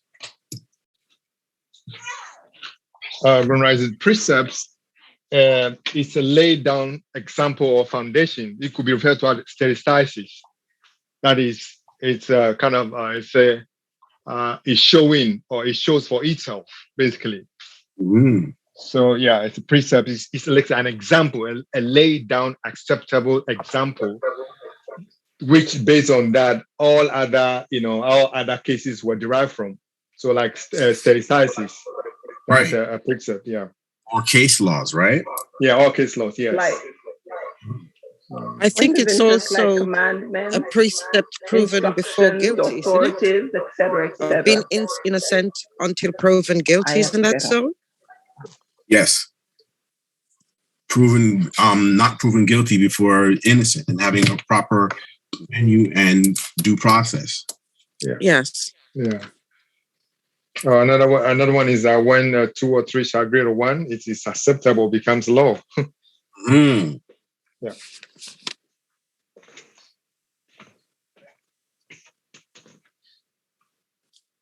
Excellent. Sure, Net, I see your hand up. Would you like to expound? Yes, I would just like to read what I saw in the Black Law Dictionary. Yes, go ahead. It's a writ, an order, warrant, or process, an order to direction, an order or direction emanating from authority to an officer or body of officers, commanding him or them to do some act within the scope of their powers. Sure. There you go. Excellent. Thank you for that, sure, Net. Excellent. Jeremy, I see your hand up. Yeah, I guess everyone touched on it. I was going to say it's essentially like, you know how they say you're setting a precedent. So moving forward, you've set up the guidelines on which all other cases or all other situations would follow. Precept is like setting a precedent, Right. So when you say that, doesn't it make sense to have all of your documents ready before you do anything? Before you do anything, make sure that all of them is out there on record, let the record show before you start demanding banks and all these things, right? Very important. Definitely. Very important. Excellent. Good. Thank you for that, Noble. Nadine, I see your hand up. The floor is yours, Nadine. Run Rising, hello. Run Rising. A precept is an instruction directing people how to, a general principle in how people should act or behave. So an example of a precept is, for example, the 10 Commandments in the Bible. Yes. So they are a form of precepts. Right? If you were traveling and you're traveling on your travel card or your MAT-D, right? You'd have to do the same thing, right? Lay down how you want to be treated or how things should be going, right? Doing things differently. So you're laying it down, and it can be done by you because you are the law itself, standing and walking. Thank you a lot, Dean. You're welcome. I was just going to add that there's a lot of institutions that we're used to that have precepts. So prisons would be one, jails would be another example. Schools would be another example. So through life, we are used to precepts, even though we may not know them as precepts. Yes, right, because there's a writ or a warrant involved when they're doing when we're dealing with precepts, right? So this is the whole reason why we're talking I'm trying to get you in the mind frame doing things differently by looking at all contracts that you may think are there, checking them all out, right? Thank you. I yield the floor. Thank you. Karina, I see your hand up. Would you like to expound, Karina? Yes. In Black's Law Dictionary, it also says that also an order written out and signed, addressed to the clerk of the court and requesting him to issue a particular writ. That's right. Right. So wouldn't that be useful for Bev Thompson? Yes. Talking about the court, wouldn't that be useful? So that she could have a direction, because the clerk of the court is also administrator and the judge is also administrator. That's right. No, you're right. You're not wrong. Right. So that's why it's important that we have to start learning and exercising how the writs are done, because it stops warrants. Go ahead. So she could execute an estoppel and also a writ of mandamus. Yes, there you go. A portmanteau. And a discovery so she could just proliferate of information. So they have got to answer all of that. That will tie them up a good while. While they'll stop it, they'll throw it away because they know that they're doing crime. Right. So that would be for Bev Thompson. I'm looking on the screen. Okay. Shay, thank you for that. Hope, Bev, you got that and you're taking notes. One of our matriarchs is putting her hand out and giving it to you right there for you. Try those out, put those together, and you'll see a difference. All right. Thank you, matriarch, for sharing and also expounding. Excellent. Excellent. Mo, I see your hand up. The floor is yours. I wanted to add that according to the Etaman online, that it's a command or direction given as a rule of action, especially an injunction as to moral conduct. It also is an order, and it's advised literally to take beforehand. Yes. So it's like giving rules too. Yes, but to specify who, it's talking about you can do the same thing, and that's what they're doing to the people that they're not aware of. Mm-hmm. Right, so you're supposed to do. That's what standing on the square is all about, because knowing that you have the power to write writs also, like they're doing. Mm-hmm. Excellent. Thank you. Thank you for that, matriarch. All right.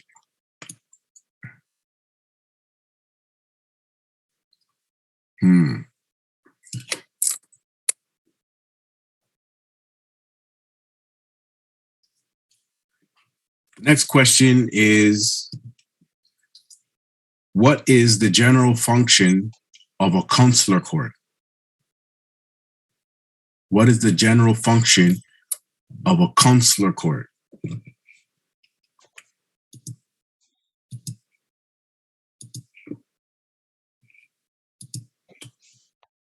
What is the general function of a consular court? James, I see your hand up. The floor is yours. The general function of the consular court is to adjudicate matters concerning nationals, and also on behalf of national against the corporate state. So that it becomes Article 3 because they don't have that pedigree, or they don't have that power to hold cause that pertaining to nationals as nobility. Ashe, excellent stuff. Good stuff. You got it right. You're right. Right. I hope everyone's taking down notes. Right.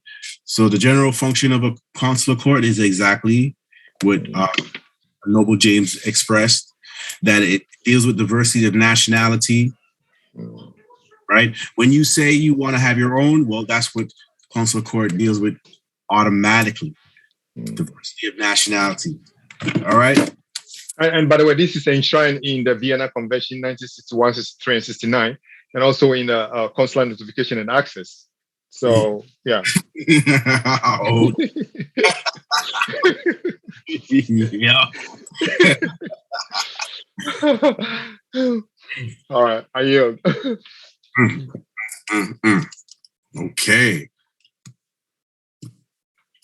Woo. Gave me shivers there. Lightning speed. All right. All right. Woo. Next question. What is the divine constitution and bylaws of the Moorish Holy Temple of Science?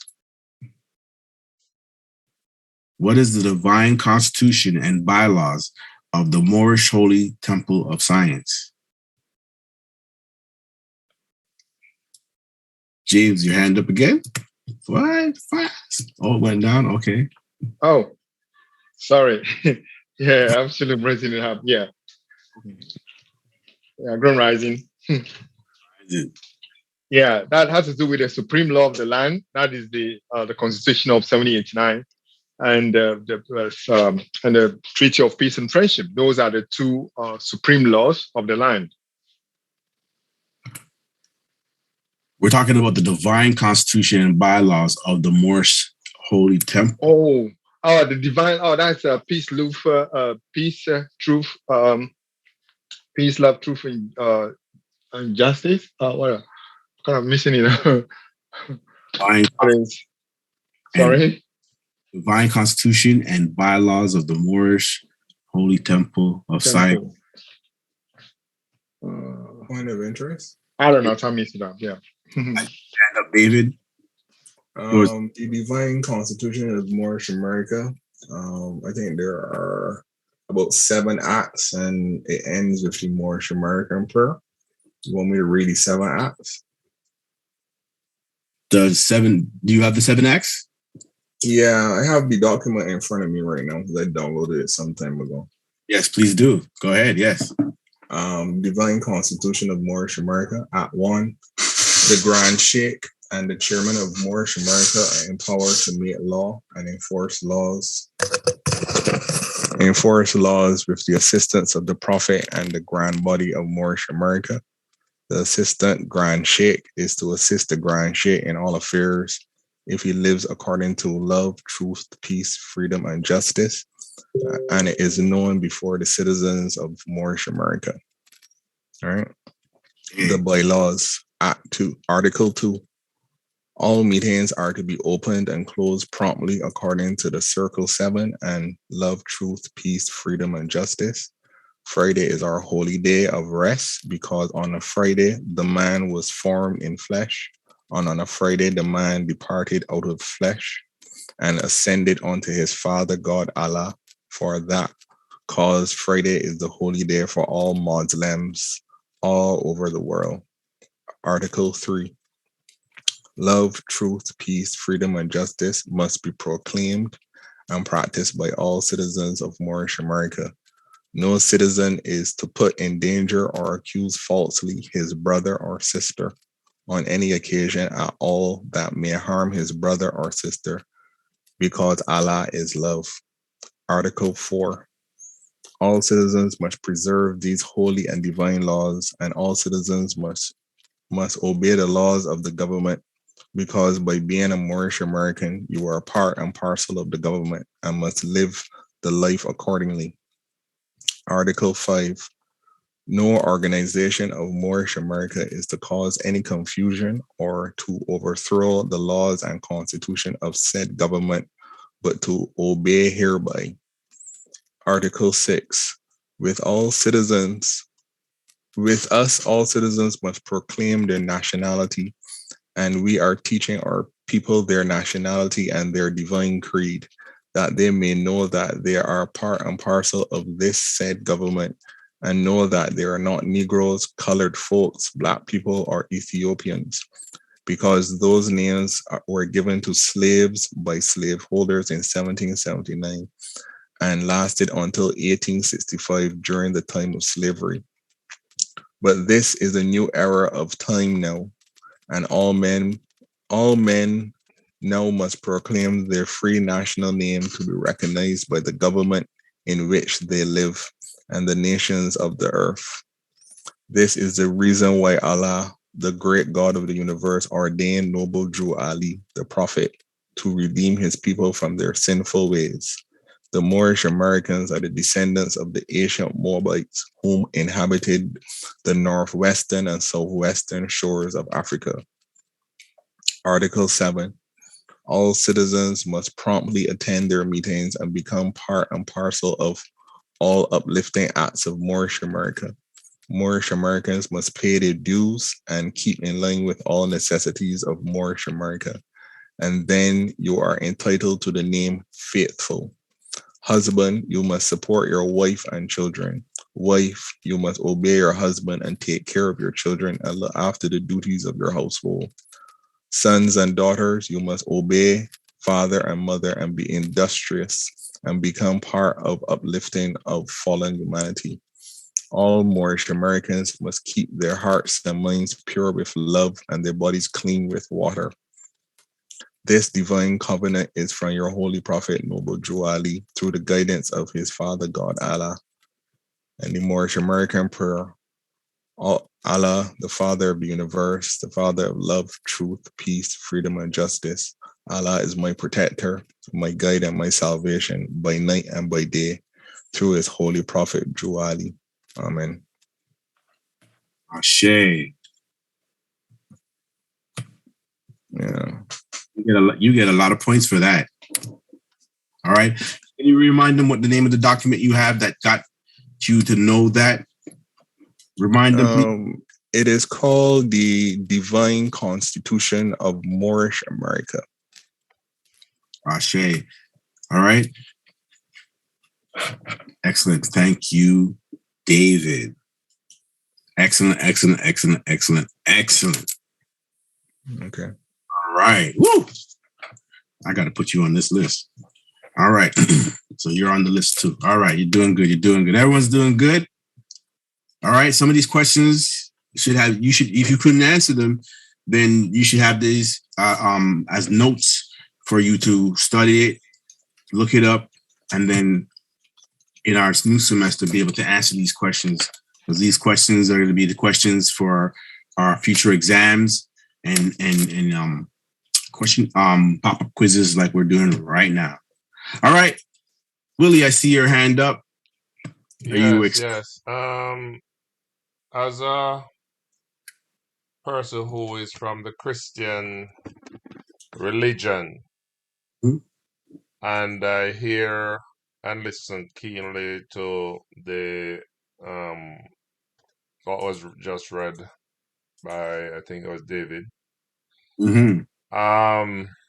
My concern though is that if I decide that I'm going to nationalize and become a Moor, does that say I have to believe in those principles and abide by those principles, or that's just something you're teaching us? Because it said something that strike a chord where I am concerned, which is a conflict in what I believe.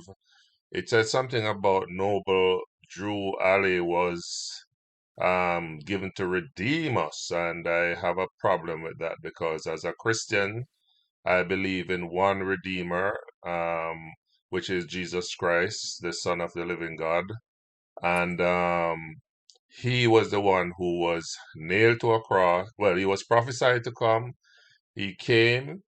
He died in our place to save us from our sins. He's gone to heaven to mediate for us. He promises to come back again. He tells you what will happen before that will precede his coming. As a Christian, I believe we're seeing the fulfillment of those signs, which is the book of Revelation, especially this buying and selling thing that no man can buy and sell. So as a Christian, I'm sold out as it relates to the Bible. Now, so he is my redeemer, my savior. I cannot accept that Noble Drew Ali is the redeemer. So that would give us two redeemer. My Bible tells me there's only one name given under heaven by which we can be saved, and that is the name of Jesus Christ, the one who died for us. So I would like you to elaborate on that. One, two, in the book of Genesis, it states clearly that God used 6 days to create the heavens and the earth, and he gave us the seventh day, which is today, the Sabbath, not Friday, not Sunday, not Monday, but the Sabbath. He did 3 divine things. He blessed it, he sanctified it, he set it apart for holy use. It's a time when people come aside and remember the creative work of the power of God and make God their creator.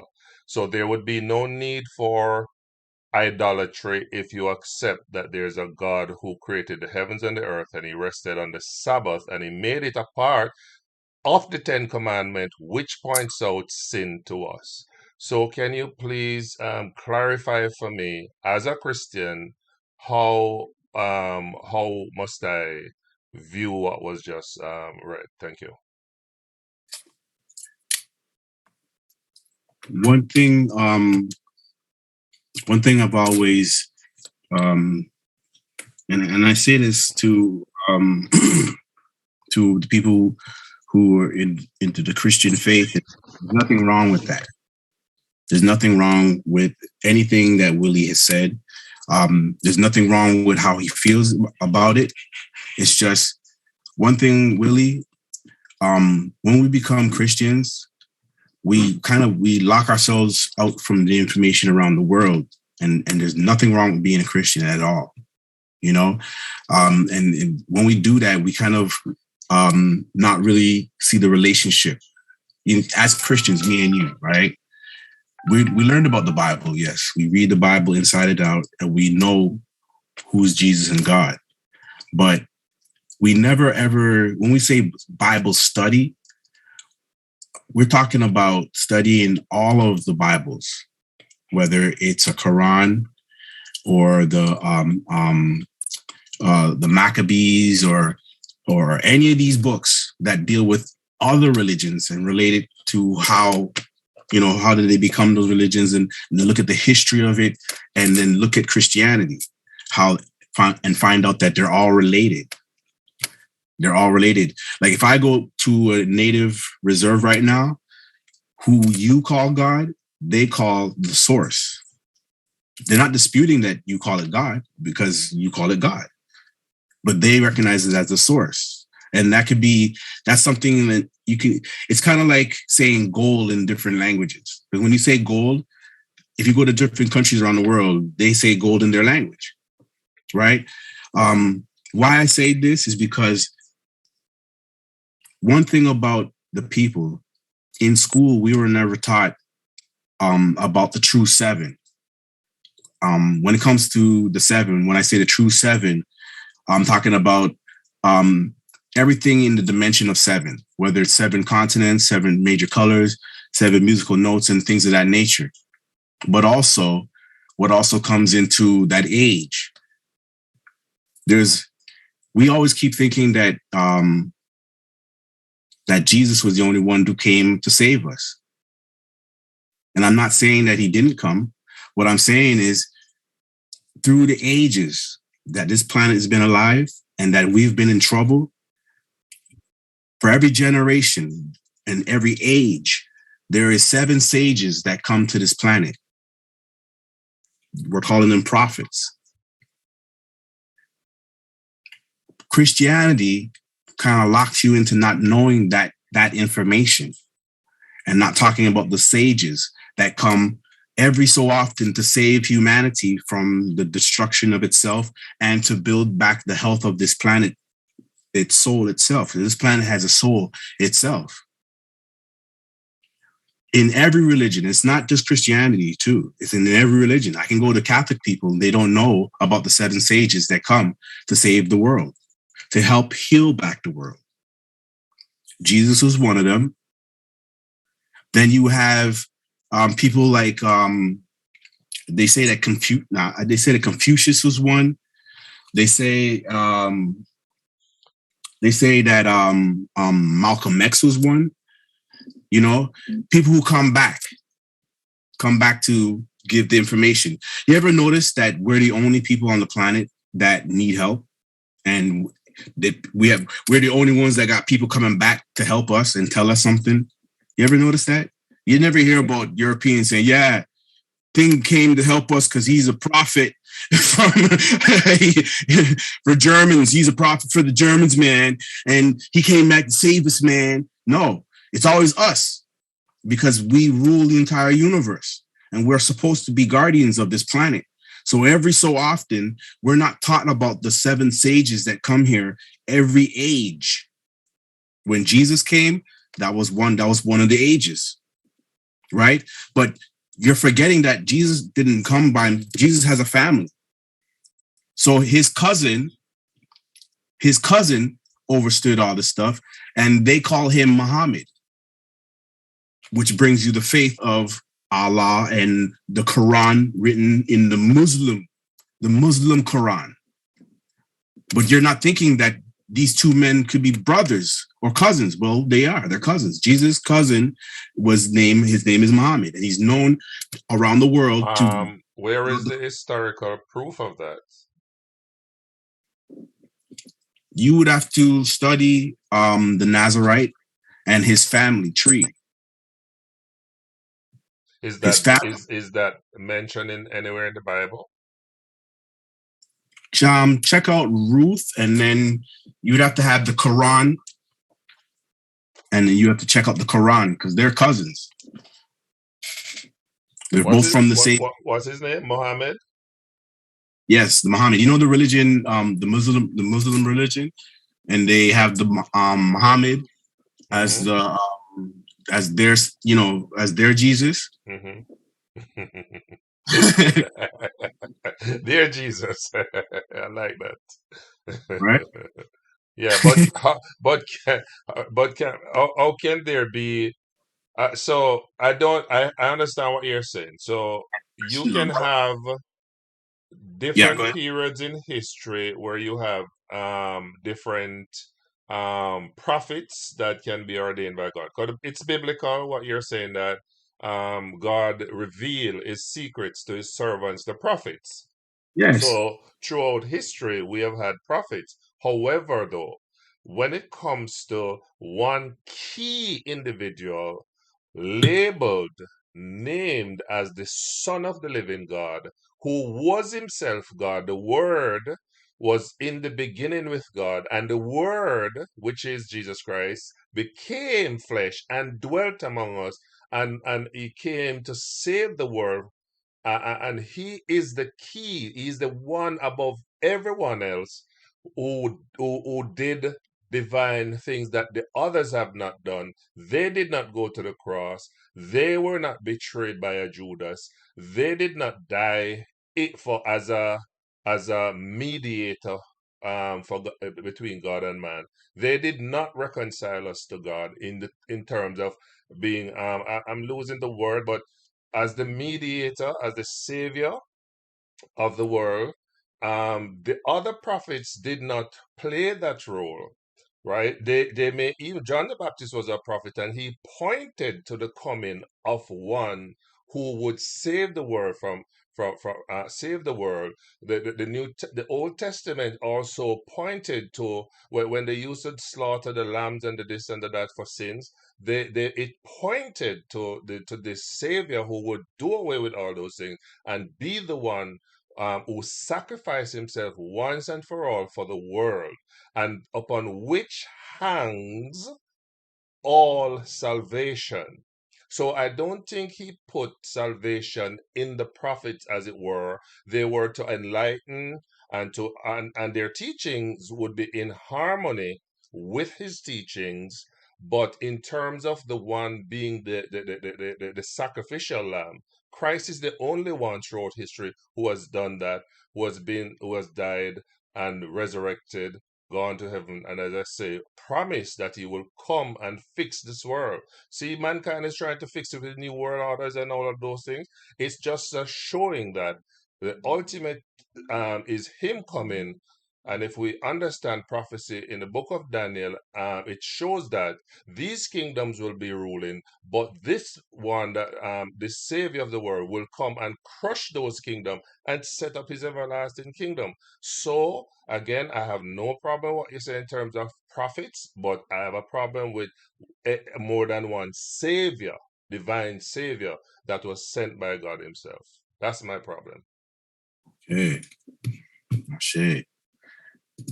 Vasco, you can expound on what he's saying? Grand Rising Nobles and Grand Rising Matriarch. Yes, I can give a different perspective on it. Christian age, I'm going to appear to be having to go at Christianity because the Christian age has been the most brutal age in mankind's history. If to fully understand the Jesus concept, and that's what it is, a concept, you have to go back 3,000 years to Kemet. And there you'll come across the word Christ, K-R-S-T, meaning the anointed, okay? And through the ages, there've been people like Mithra in Syria, Tammuz in Iran, Hare Krishna in India, Dionysus in Greece, and these were all avatars of different ages. And Jesus was the avatar of the Christian age. And the Christian age is dying out. And when the new age comes along, which is coming now in the age of Aquarius, there will be a different avatar. And an avatar is simply a major religious icon, a created icon, so to speak, that represents a particular age, okay? And if you really want to understand the Christ as opposed to Jesus, they're two separate entities here. I don't know why people put them together. The Christ is the cerebrospinal fluid in the human body, which, comes down on a sense when you meditate and all of that. Completely different from Jesus.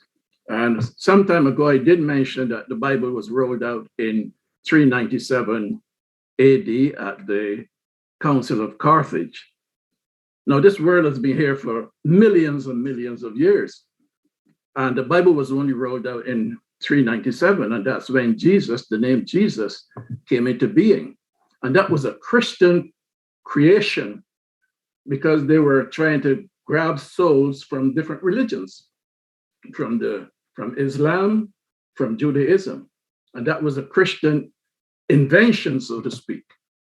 And in 1881, Greek scholars went back to the Bible because of this idea that Jesus is always coming. He's always coming, but he never seems to arrive. And these Greek scholars went back to the Bible and looked at the word that was translated and realized that a mistake had been made. And the word from the Greek was described as coming when in actual fact it meant presence, okay? So we are seeing the presence of a new age, which is not going to be represented by Jesus, but by the planet Uranus, which was the original S-U-N of heaven. So anytime you go to the Bible, which I go to quite often, and you see the word S-O-N, take out the O and put a U, and then everything falls into place because we are looking at astrology and how the astrology and the different vibrations and everything that comes with different ages influence human life and human behavior and development. And that's what we're looking at. Like I music. sit May I I sit respond? opposite to you Okay, go ahead. on Sorry, this I thought you really. was finished. Music to my ears. Can I respond? Because he mentioned something that I need to address since as we're having this discussion. For one, he started out by saying the Christian period has been the most bloody or brutal period in history. In known history, yes. Yes, so a lot of persons have been saying things like that. All right, so this goes back to understanding Bible prophecy. Bible prophecy, if you study the book of Daniel and Revelation carefully, you will understand that there will be a system, which is the Roman Catholic system, the Vatican, that system was taken over as the seat of the dragon, the devil. There, they performed throughout history, they kill a lot of real Christians. So they came in the name of Christianity, did a lot of damages around the world in the name of Christianity. However, I challenge anyone that when you look at the teachings of the Bible, the teachings of the master teacher Jesus Christ, that he sanctioned any church, any institution to go around and create these crimes against humanity that the Catholic Church did in the name of Christianity, thereby giving Christianity a bad rap. Let me tell you something. Real Christians are people who abide by the law of God. Their modus operandi is love towards man, love towards God. So real Christian doesn't go around and steal because they believe in the 10 Commandments. They don't go around and covet. They don't go around and murder. Don't go around and do evil things that Christianity has been accused of because of an institution that is driven by the devil to have done those things, which was also fulfilling Bible prophecy. Okay, can I reply to you on that No, one? let me finish. I'll give you a chance. Let me just finish. Well, That's we don't one. have until tomorrow. Okay, so That's get what. to the point. Well, let me just. I'm gonna Points allow of you to respond. interest, please Let me read the make my matter. point. Points of interest, read the matter now. So you talk about he was always coming and he never came. Let me tell you something. Before Christ came, there was also prophecies towards his coming. They had to wait about 400 and odd years before the prophecies because God works with time. The Bible says, in the fullness of time, God sent his son. God does not work with man time. God works with his own time. And and a lot of us, we say, oh, we've been hearing from we're kids. Yes, but God has a time that he has allotted to judge the world and to send his son to come back to redeem mankind to the final redemption. And you talk about Avatar and all those fables. The Bible says, we have not followed cunningly devised fables, but we were eyewitnesses of his majesty. We're not talking about Avatar and those things. When we talk about Christ, we talk about a figure of history that can be proven beyond a shadow of a doubt that there was a man who came on this earth, and all that the Bible prophesied, he fulfilled, even from extra biblical source. So if you don't want to use the Bible, throw it to one side, but go into extra biblical source, study people like Josephus and many other the names are failing me right now, and we will see that Jesus was not a myth and an avatar. He was a real person who came on this earth and was crucified. Hence, we're in the period of Easter, etc., etc. I rest my case. All right. Okay. Can I? I'm going to. Sorry. I'm saying we have a class to attend. Yeah, we have to. I think we should stick a pin on it. And I like both. What I'm saying is both. Please, like what you heard from both men. Study it. That's all I'm saying, because you'll see the difference on your own. All right. We were really doing the quiz, and we're kind of drifting off to something else. Kind of interest. Really short. Yes. No more than 60 seconds. Okay. Right. When you nationalize one of the the constitutions that you are also bound by, and if we all are obeying the law, right, is the Zodiac Constitution. And I would suggest both nobles read the Zodiac Constitution, specifically Article 7. I yield the floor. Shay, thank you. I get what Willie's saying, and I also get what Vasco's saying, because Vasco is very knowledgeable and he understands a lot. It's just now our people of all faiths really need to do their research on what's really going on when it comes to signs and symbols, symbology, or signals.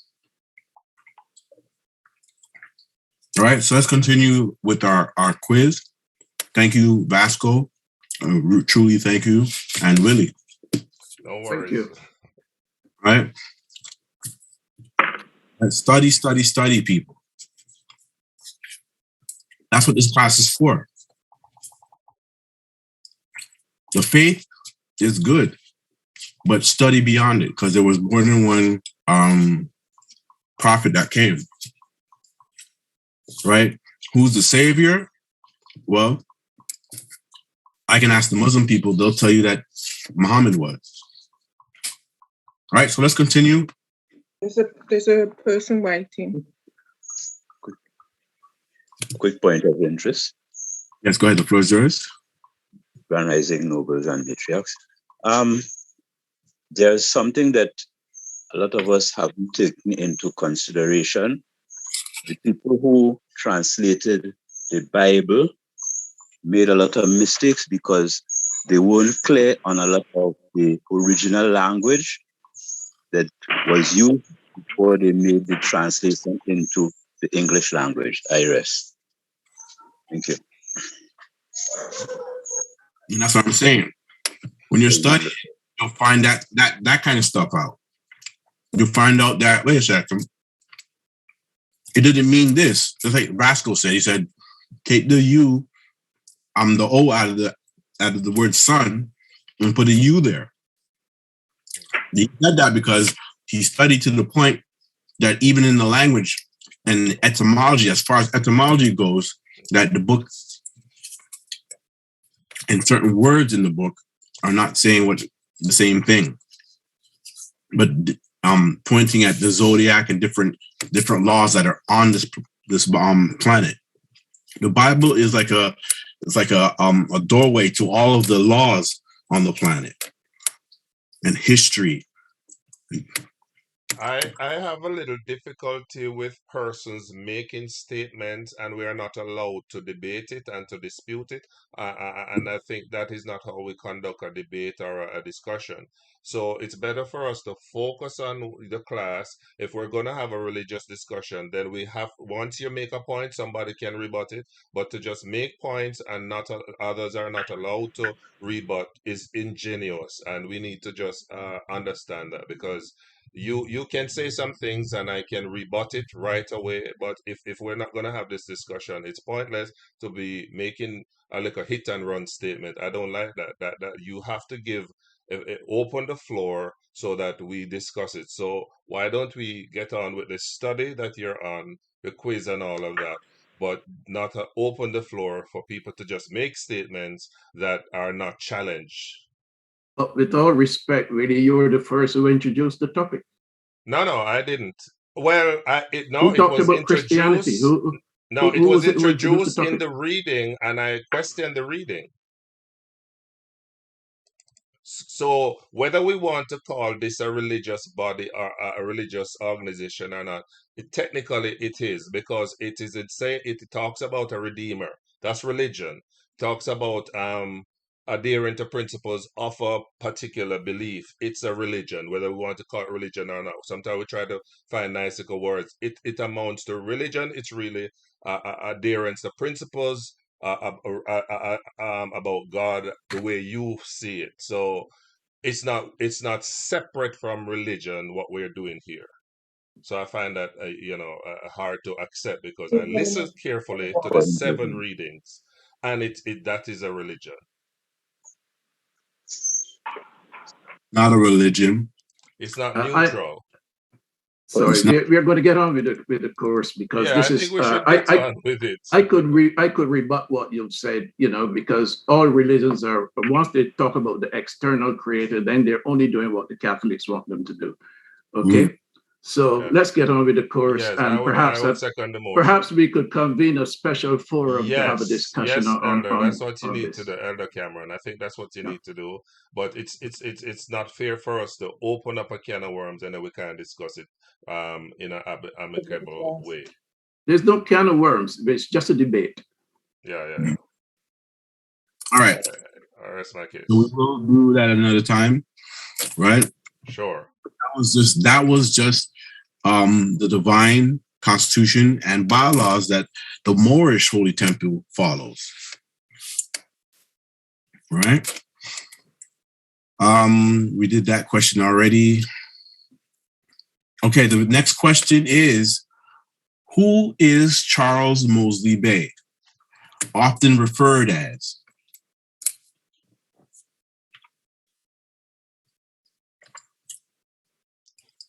Oh, you spell Moseley? Mosley.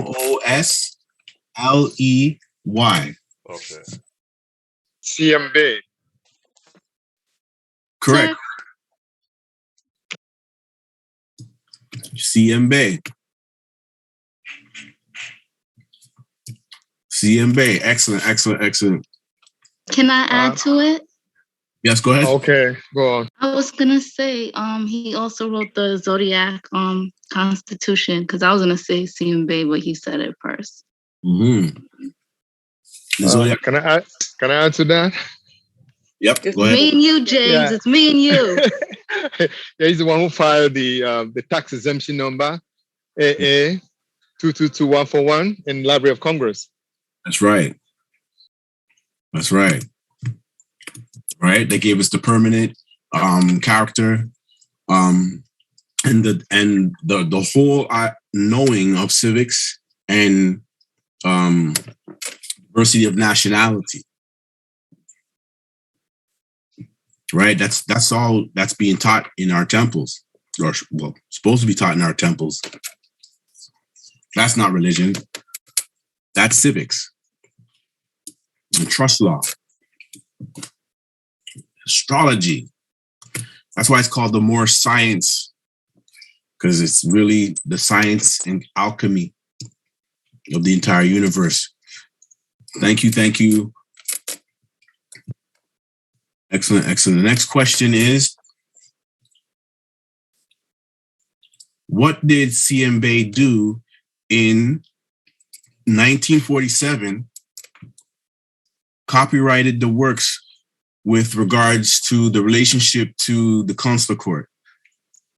What did he file there? What did he copyright?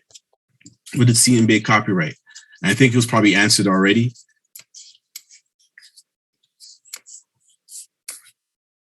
I think it was James or one of you. What did CM Bay do in 1947 with the copyright works with regards to the relationship to the consular court? Vasco, I see your hand up. Sorry, I forgot to take it down from last time, but. Okay, no problem. Mo, I see your hand up.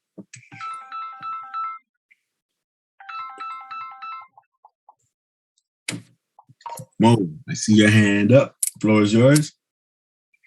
I was gonna say, I think I might be wrong though. I was gonna say the number that we use as our tax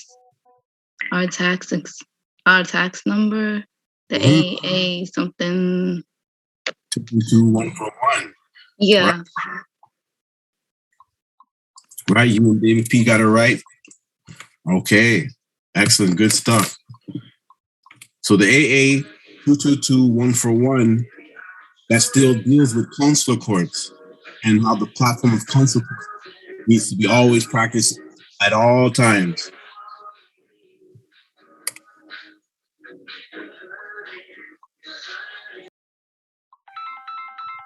All right. Next question is, what is the practice of law?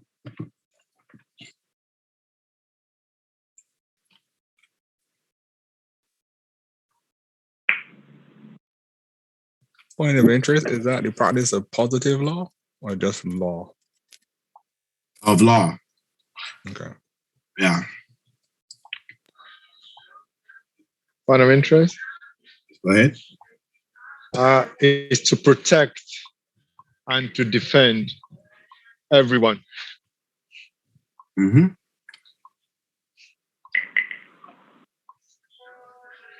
But the thing, the practice of law basically is that the entire globe is a trading place, which is governed by law. So the practice of law is to protect the various, shall I say, the various situations that may arise at any particular point in time. Mm-hmm. Like even, let's say, remember when Noble Chris said they went to the court and did all those actions they did? Absolutely. Practicing law. Yeah. And to expand on that, law is not the courtroom, it's actually paper. It's on paper or court. Law and court go hand in hand. Yeah, everything happens on paper. How you put your defense together, or let's say your because we are law actually. So the way you put yourself together is law. Mm-hmm. Remember when the matriarch, she said today that she did this, she did that, and she put up that, and she's, they got that already. That's practicing law. Law. Yep. The practice of law. Thank you for that, Noble. That's all right. Mo, I see your hand up. Are you going to expound on it? Yes, I was going to say it's our divine right, as a national to practice law, through writs, through, us using our authority, the Constitution, and our treaties to pretty much work in our favor. Ashe. Right? Excellent. Thank you for that, Mo. Kamambuku, the floor is yours. Thank you very much, Noble Cameron, and greetings to all nobles and matriarchs. I am descendant of Nsakunevunda and Tumbavemba, so of the Congo Empire. The reason why I raised my hand is for really pointing out something that just passed. Although I don't want to be coming back to that, but I think it's really important so that we fix this issue for good, because there is a lot of problems that are happening in our community because of that. Let me just explain one thing that's very important. I think that maybe, Brother Noble Cameron, you need to organize a class that is going to deal only maybe with this matter, and so that we can resolve it for good. Because this brother who, this noble who just raised the issue for being a Moor that is conflicting with Christianity is really a serious problem that many of our brothers and sisters may have that issue. And this is also why we're not coming together, because some of the people are refraining themselves because of their faith. So this issue, we have the knowledge and we can clear that properly within maybe 2 of the classes. I think that it's going to be clear. Let me just raise 2 points. The first point of the Savior, which is a big issue. I can make just a parallelism with what we are following now. The notion of a savior is just like we coming to this class to get some knowledge that will save a lot of people from many problems and even better their lives. So we can say that Brother Cameron is a savior also for many people and for this community. But that's not resolve the problem of bringing a savior of humanity. We can agree with that, but we can see that in a class that we're going to bring clarity. The second issue that I'm going to just mention for our brother that is said about the Bible. We have so many written Bible, and we have all proofs of that. We have the proofs of showing that there are a lot of things that's not based on scientific proofs, either about Jesus, the name, the Judas, the one who sold him. We have the proofs of many other things that I cannot be going on for this class because the class is proclaimed for other things. But I will just beg and ask our brother who is our teacher of this class, Brother Cameron, to organize a class so that we can clear the minds of most of our people about this kind of an issue. Thank you very much. If there is any question, I will be happy to answer to that, because we have even a book written, Judas the Innocent. I don't know if you are aware of that. We have a lot of biography of Jesus. I can give you reference about that, but let's not go on that. I leave the floor. Thank you very much. Let's just organize, and then we're gonna deal with that issue. Sound like you're preaching, man. You sound like you need a pulpit.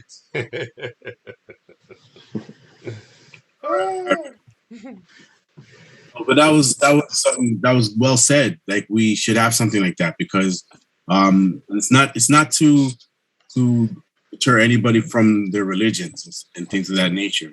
There's things that is not taught to the people on a massive scale, and this class is helping people to do that, to look at things on a multiple scale and not just off of one dimension. So please, and I tell this to everybody, even anybody who comes in our class that's Muslim, I say, look, that's good. Just study the other stuff too. I didn't say become it. Don't become it. Study it. Study it and make sure that you understand it and look at its connections. Why do people want to become Buddhists and things of that nature? Mm-hmm. There's nothing wrong with that at all. You know what I mean? And I am glad that he stated something that I said, that if we're in a science class, let's study science. If we're in a maths class, let's study maths. If we're in a law class, let's study maths. But when we overlap them and introduce other things, it's going to create a debate, because people, when it comes to politics and religion, are very defensive and very sensitive. So, and it's this is not the platform for a religious discussion. This is a platform for us to learn about law. But when there are things that have been introduced that is religious, it is going to create a controversy, or, well, let me not call it a controversy. It's going to create debate.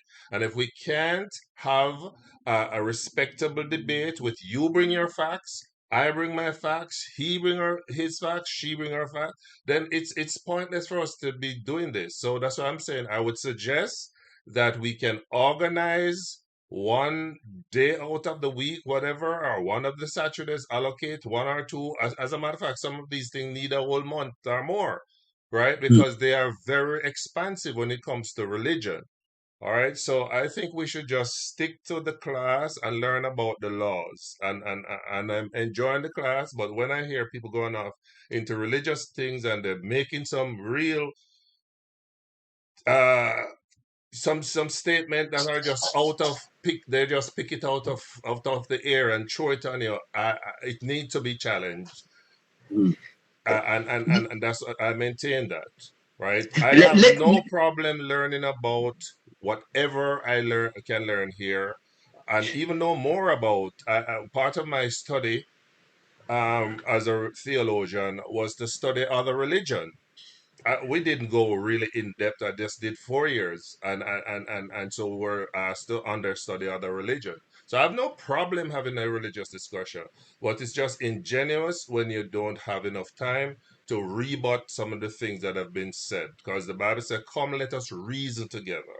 So can we just stick to law? Let me just mention one thing. Start again. Exactly. Let me just say one thing. Let's know that this is a more class for the most people. This is the original people, and everything that we study with our people is based on the spiritual first. So anything which can be law, it can be mathematics, it can be any kind of a science. This is the source is spiritual. So we have a difference between other different people of this planet, that every single thing before we deal with it, it has a spiritual source. That's why in law, you will still have a spirituality inside of it. All right. I close the floor. Thank you for that, nobles, both of y'all. So what we'll do, we will do something like that in the future, and the nobles right. It's not really a time to really go over that, but I want you to for the record shown, Moors or Nationals like myself, we use the Bible too to see what's been said and get our messages also. So it was never just the Quran, but we're taught to use all of the information, whether it's the Bible or the Septuaginta or the Quran. All of these are information and studies for us, quoting everything. So we'll get into that in another time. Thank you, nobles. That sounds like a good verses. So we can get into that in the future. I like, I have to respect you, Cameron. You're a very good man. You have a lot of patience. You have tolerance. And thank you for tolerating me, because yes, I'm that kind of person who I challenge things that boggles my mind, and I need answers. So if people have answers, come with it, and as long as it can stand scrutiny, I'm all for it. I'm ready to go. I'm ready to rumble. I'm ready to debate. I don't back down from a debate, whether it be religion or anything that I can think I can defend, But I really do respect how your patience. Thank you. Thank you, really. Yeah. I always wanted not to debate and discredit Christianity, because I'm not doing that. That's not. I don't want people to get the wrong. I don't get that from you. Honestly, I don't. You know what I mean? So I want you to keep your faiths, keep going, because they taught you. One thing I know about religions, the plural, is they taught you how to pray, whether it's to the east or on your knees or inside of a car or at the dinner table. All of them, one thing that's common about all of them is that and I love it, is that the fact that they actually gave you what is made in you already. And that's the part of you knowing how to get on your knees and ask for help in this world of trouble. Mm-hmm. You know what I'm saying? Like, because the Muslim, they do it with the East, but that doesn't. You do it anywhere. You say, hey, come hold hands. We could be in the parking lot. Come hold hands. You know. So that's the part that I'm more interested in, is the fact that the common unity in this world that we truly have, and we can't deny that. And that's part of you, whatever you are. Know, the Bible says that to every man, he's always right in his own eyes. Think about that. To every man, he's always right in his own eyes. One of the hardest things for us to ever do is to say, you know what, I am wrong. What I believe is wrong. What I'm holding on to is wrong. Because, and that's where the debate sometimes come in, because everybody, I just was last week on a call, a similar program, the Baha'is invited me.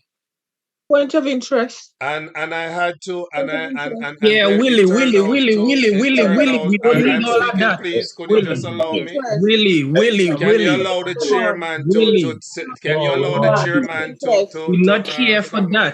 No. We're not here for that. Come on. Honor in the court. All right, Elder, go on with the program. Go on with this program. So there's people, right? All right.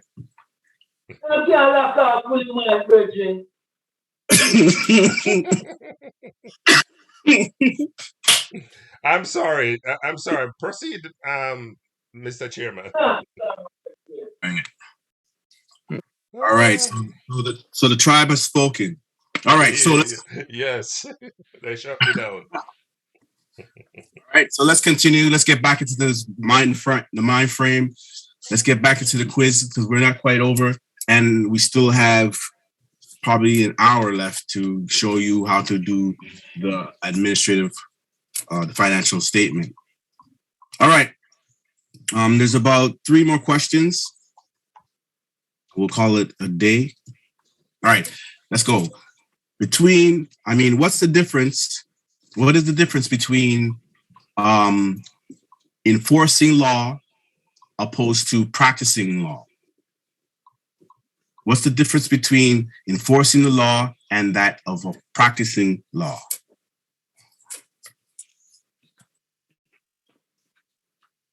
Living in the public and the private. Come again, say it louder. Go ahead. Public and the private, difference between the public and the private. The policies if you're talking about enforcing law, that's the public. If you're talking about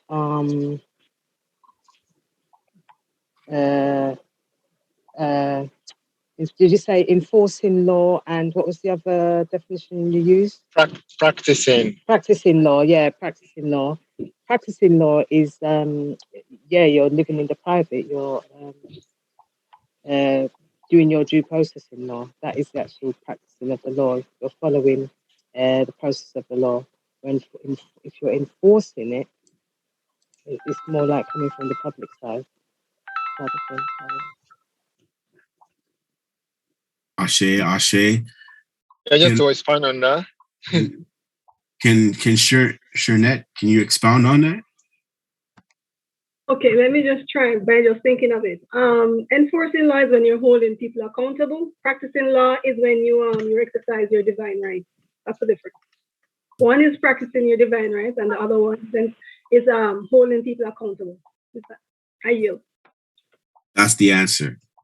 But Matriarch, you weren't wrong. You're in the right realm, because you're dealing with public and private.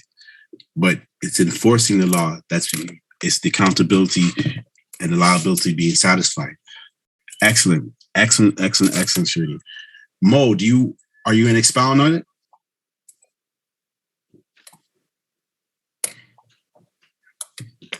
I was going to say that, but she said it already, and I was going to use, what you taught us in terms with, they use mandates according to,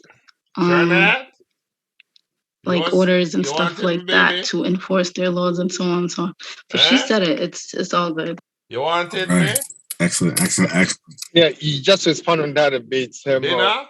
The thing is Yeah. that laws are not supposed to be enforced. It's legal that are enforced. There's a difference between legal and lawful. And legal becomes enforceable when you consent to that. Otherwise, if you don't consent to it, no, it's not enforceable. And practicing law, like somebody says, living in the private, that everything you do is governed by divine law, is governed by yourself. So yeah, it's between private and public. Here, private means Moorish. Let me use the word Moorish, and then the public is everybody else. And I yield on that. Shit. All right. Excellent. Thank you for that, Noble. All right. The next question is,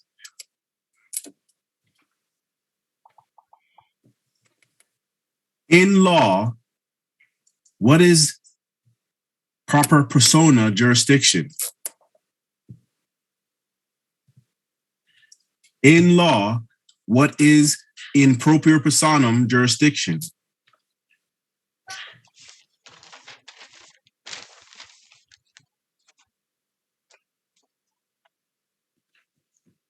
What of interest? Yes, go ahead. In propria persona, in your divine self, in your real self.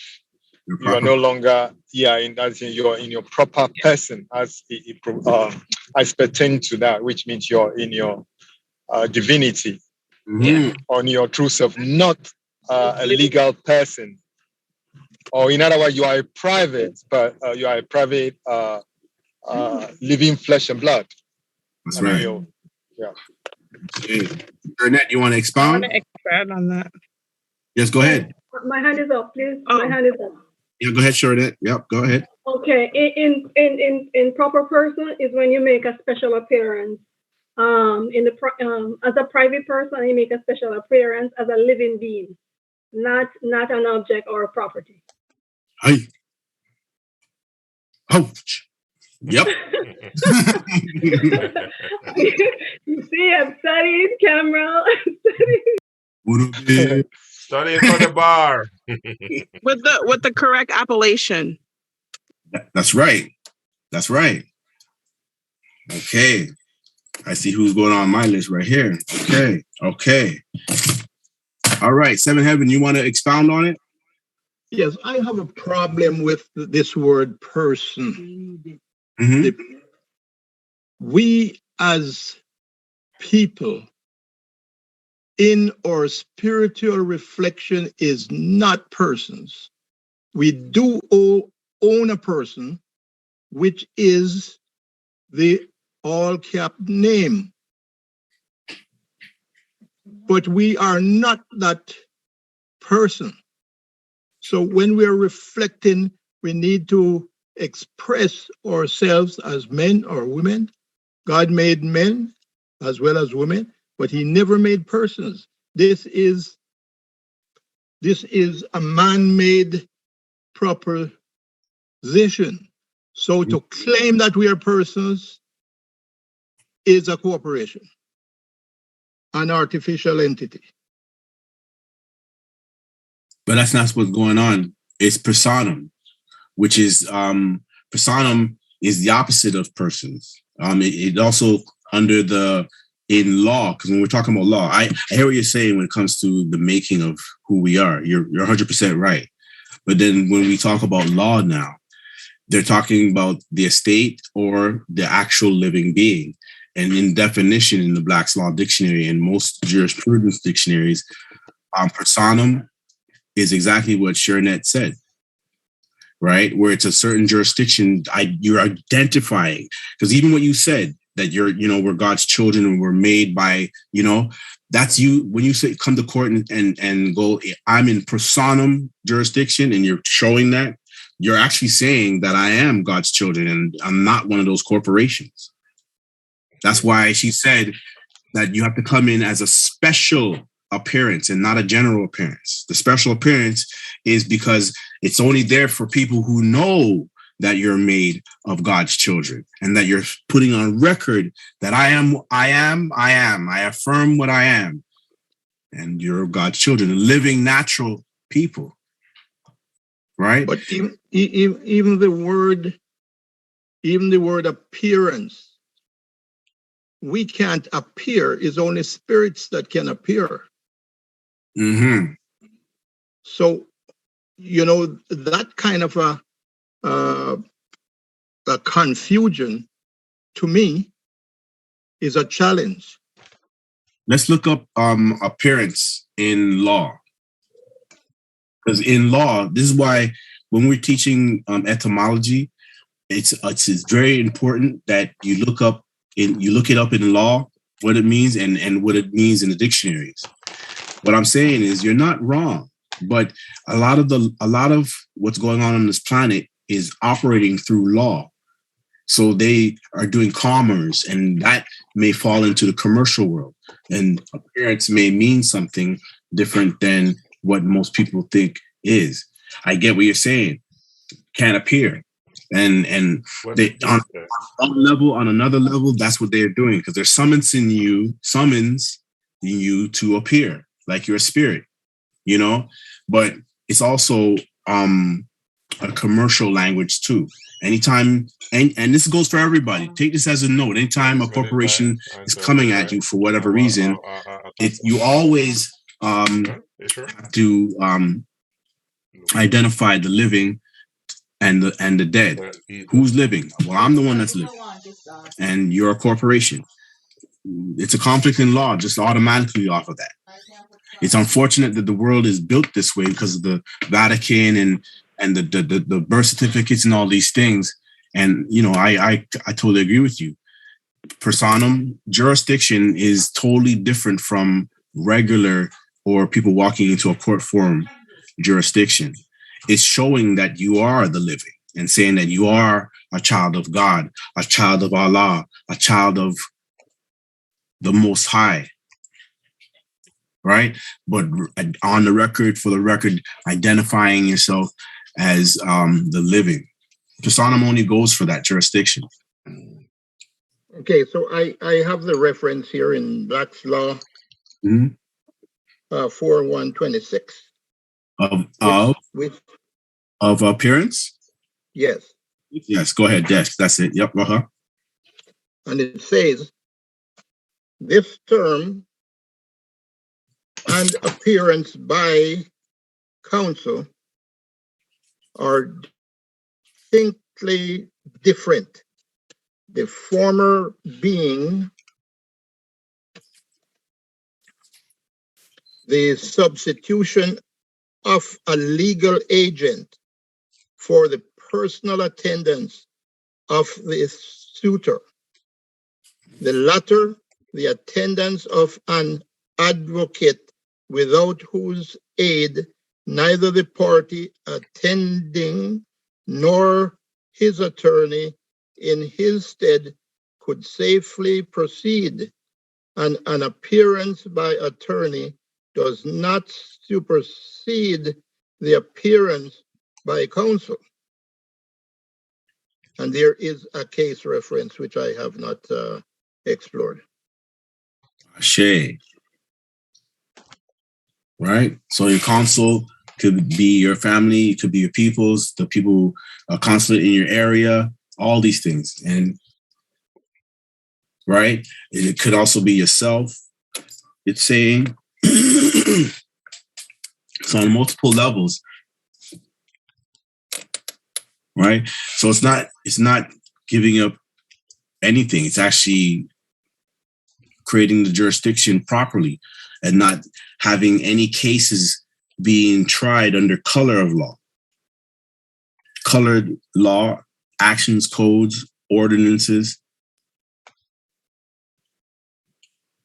The first time I learned about that, I never knew, I didn't even understand it. Marisa, I went to court. I walked into the court and just said, here on a special appearance in pro pure personam. And the judge was, hold on. The whole court was going crazy. I didn't know what I said. It's almost like I said abracadabra or something, and didn't realize that what I just said turned the whole court to a private session and that I waived my rights to an attorney. All in one sentence. So it's important. Yeah. So always look in law. David, I see your hand up.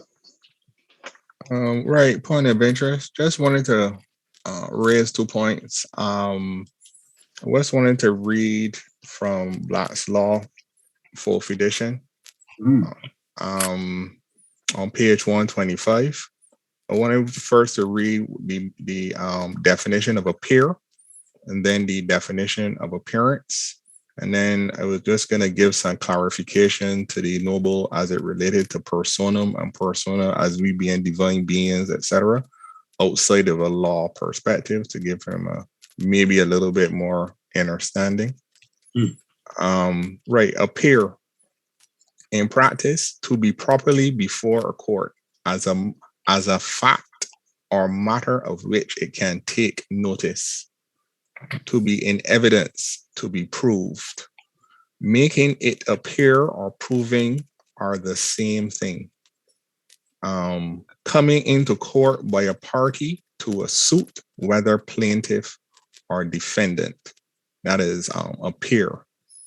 So then, also frequently used in judicial proceedings as meaning clear to the comprehension when applied to matters of opinion or reasoning, and satisfactory or legally known or made known when used in reference to facts of evidence.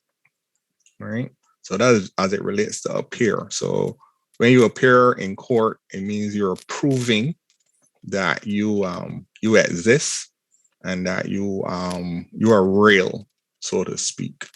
Right? Now, appearance in practice, a coming into court as party to a suit, whether plaintiff or defendant, which is also talked about in appear. The formal proceeding by which a defendant submits himself to the jurisdiction of the court. A voluntary submission to the court's jurisdiction. Now, a little further down, it talks about the differences between a general and special appearance. An appearance may be either general or special. The former is a simple and unqualified or unrestricted submission to the jurisdiction of the court. The latter, a submission to the jurisdiction for some specific purpose only, and not for all the purposes of the suit. A special appearance is for the purpose of testing the sufficiency of service or the jurisdiction of the court. A general appearance is made where the defendant waives defects of service and submits to the jurisdiction. So that should clarify the differences between a general and a special appearance. And as it relates to what the noble was saying between we being divine beings and so on, if you want to take that to the next stage, is that most people would ask, where do you live? And if you're a divine being, you live in your body or your conveyance, which is a vehicle, right? So in order to represent yourself in this world, you need to drive your conveyance, because as a soul, you can't live here. You can't walk around the soil or interact it in that respect. So you need this vehicle which acts as a person, and the representation of that person is usually your estate, by which you do business with other people through contractual agreements. Now, contractual agreements are obviously verbal as well as written. So in other words, if you offer somebody asks to borrow your lawnmower, and you lend it to them, you form a contractual agreement between the two of y'all. You dictate how that lawnmower is to be used. And whether or not the person agrees with that is entirely up to them, right? But if they agree to the terms, then you form a contract. But in order to facilitate two souls or two divine beings being able to do that on this planet, not on any other planet, but on this planet, you need a vehicle. And that vehicle is your conveyance. And that represents it. And how we do use that conveyance, especially from a lawful perspective, is we need an estate, which is basically a way to transmit credit and interact with the lawful system as well as the commercial system as it related to contracts and trusts. I hope that makes sense. I like I say, I understand the idea of a divine being, but on this planet, we need a conveyance and we need an estate in order to do any commercial or lawful interactions. And in order to do court, you have to be in your proper person in order to be able to challenge the jurisdiction of the court, as well as to sue anybody and so on, as well as do any other business from that perspective. So you have to be a proper person, and you must have a special appearance because you are dictating when you appear. And appear means you are proving that you exist, and such that not only does your estate exist, but you as a divine being who is driving this conveyance and operating this credit transmitting utility known as an estate is real, and they can see you and comprehend you with their 7 senses, which is your sight, your hearing, your taste, your touch, your smell, and if they have it, your intuition and your insight. I hope that makes sense. I yield the floor. Okay, in rebuttance to that, you're actually saying, if I'm correct, that you are there in defense of your straw man or your estate, and your estate being dead is the appearing factor and not you. Because when this is bringing spirituality back into the factor as well, not only the creation, but when Saul called upon the witch of Endor to appear, and she did appear because she was in spirit. And from a dead perspective, which also your estate is considered a dead entity, the straw man. This is where it confuses me as to asking you, the actor and the motivator and the protector of the person. A point of interest, just to clarify quickly.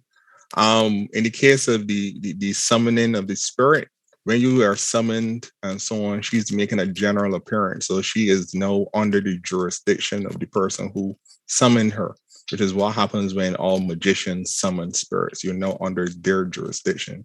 So the spirit is not making a special appearance. She didn't show up there on her own accord. She was summoned.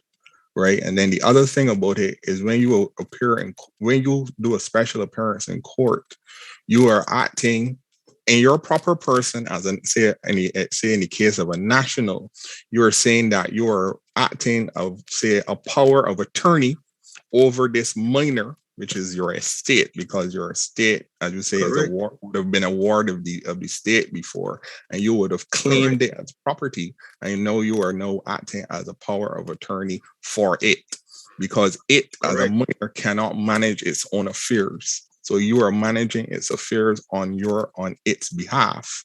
I'm in agreement. In this realm, we need an estate to do business. We need to do commercial activities and engage in lawful activities and so on.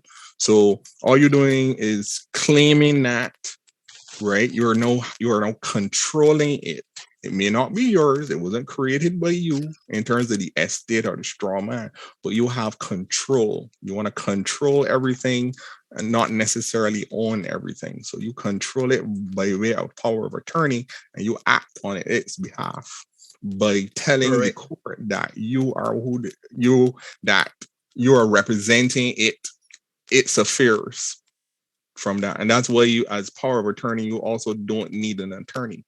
And so on. So when you act as in personam improper persona, you're saying that I am now in my proper person.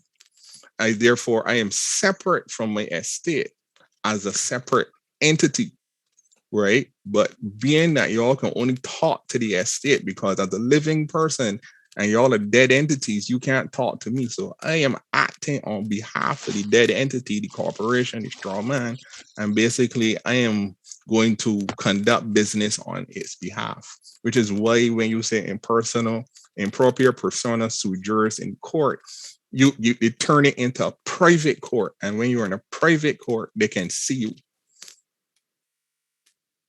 Because under normal circumstances, they can't see you. Because as a living being, improper persona, looking at it from a spiritual as well as from a lawful perspective, you're invisible to them. But they can only see dead entities. But the dead entity is a minor and it can't conduct its affairs. So it needs someone to act on its behalf. But the only person that can act on its behalf is someone who is in their proper person, who has made a special appearance because they know they are real. And that's the important thing. And it is only deals with the legal aspect of it. And that's really all you really need to do. Outside of that, if we don't have these vehicles, then we can talk about the spiritual self, the soul, and all the other things, which are the only things that matter outside of this planet. But here, we need a conveyance, we need an estate, we need to act as power of attorney for that estate, and we need to be in our proper person in order to conduct our affairs in the private. Else we are subject to their jurisdiction.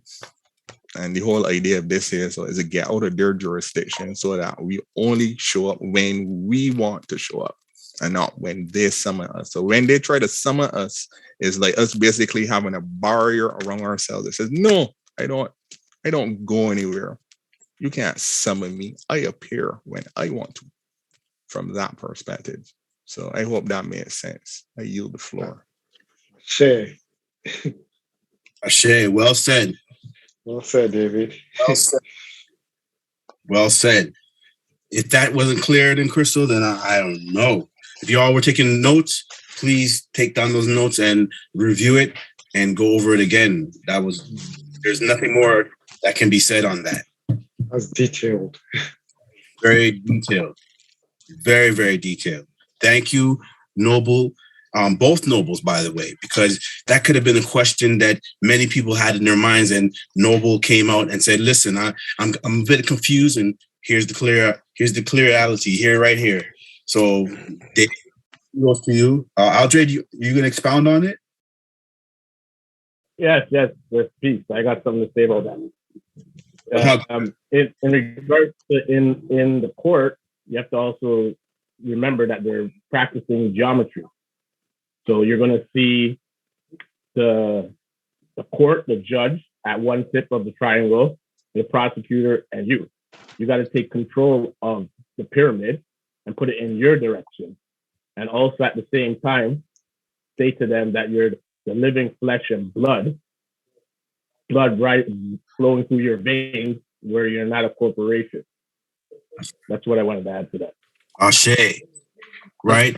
And that's just letting them know that there's a difference between you and the estate.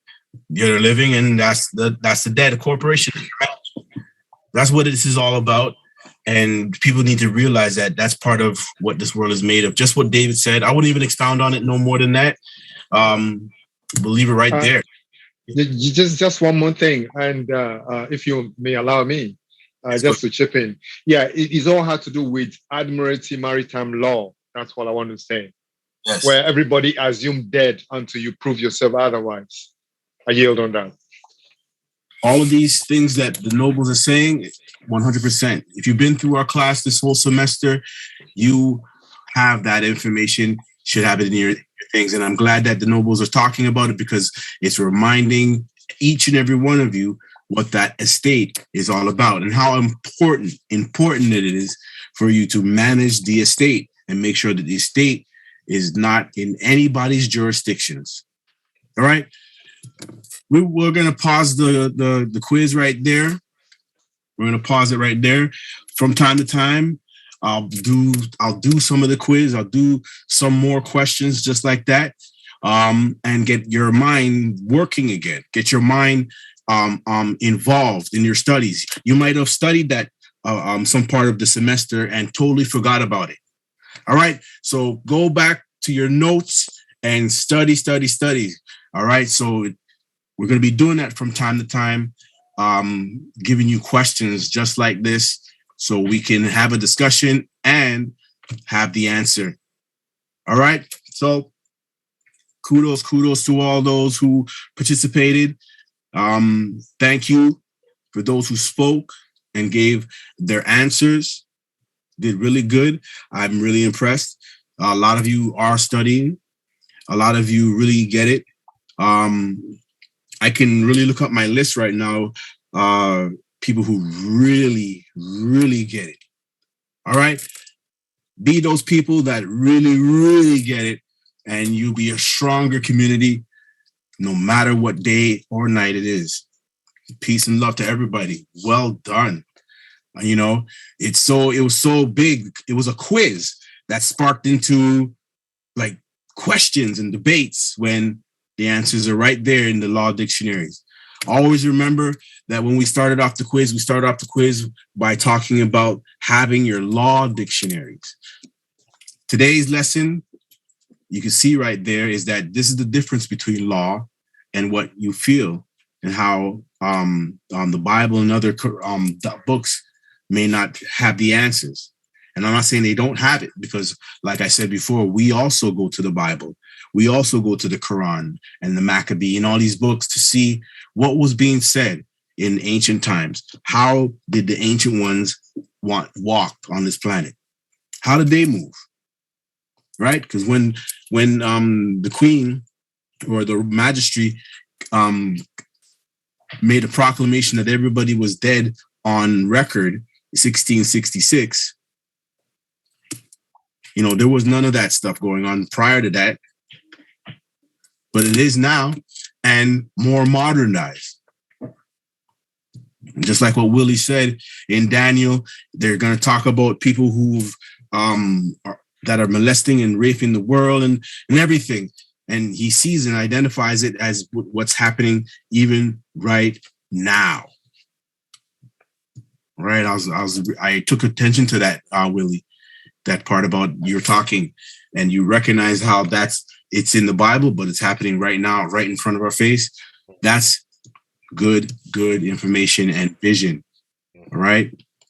Seeing it relate to where we are in real time. Mm-hmm. And if we have a religious debate, I could go even further one of these days, because the very disunity that you see in Europe, it talks about the iron does not mix with clay.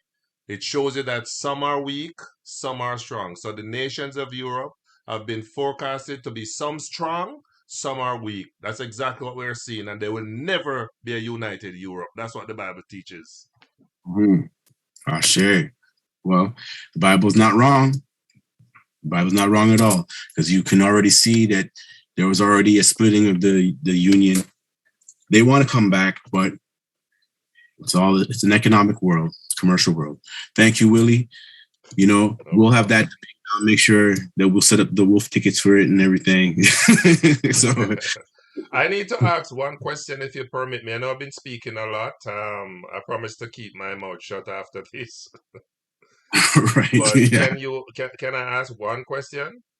Let's go ahead. The reason why I'm doing this class, I'm seriously contemplating joining, becoming a Moor.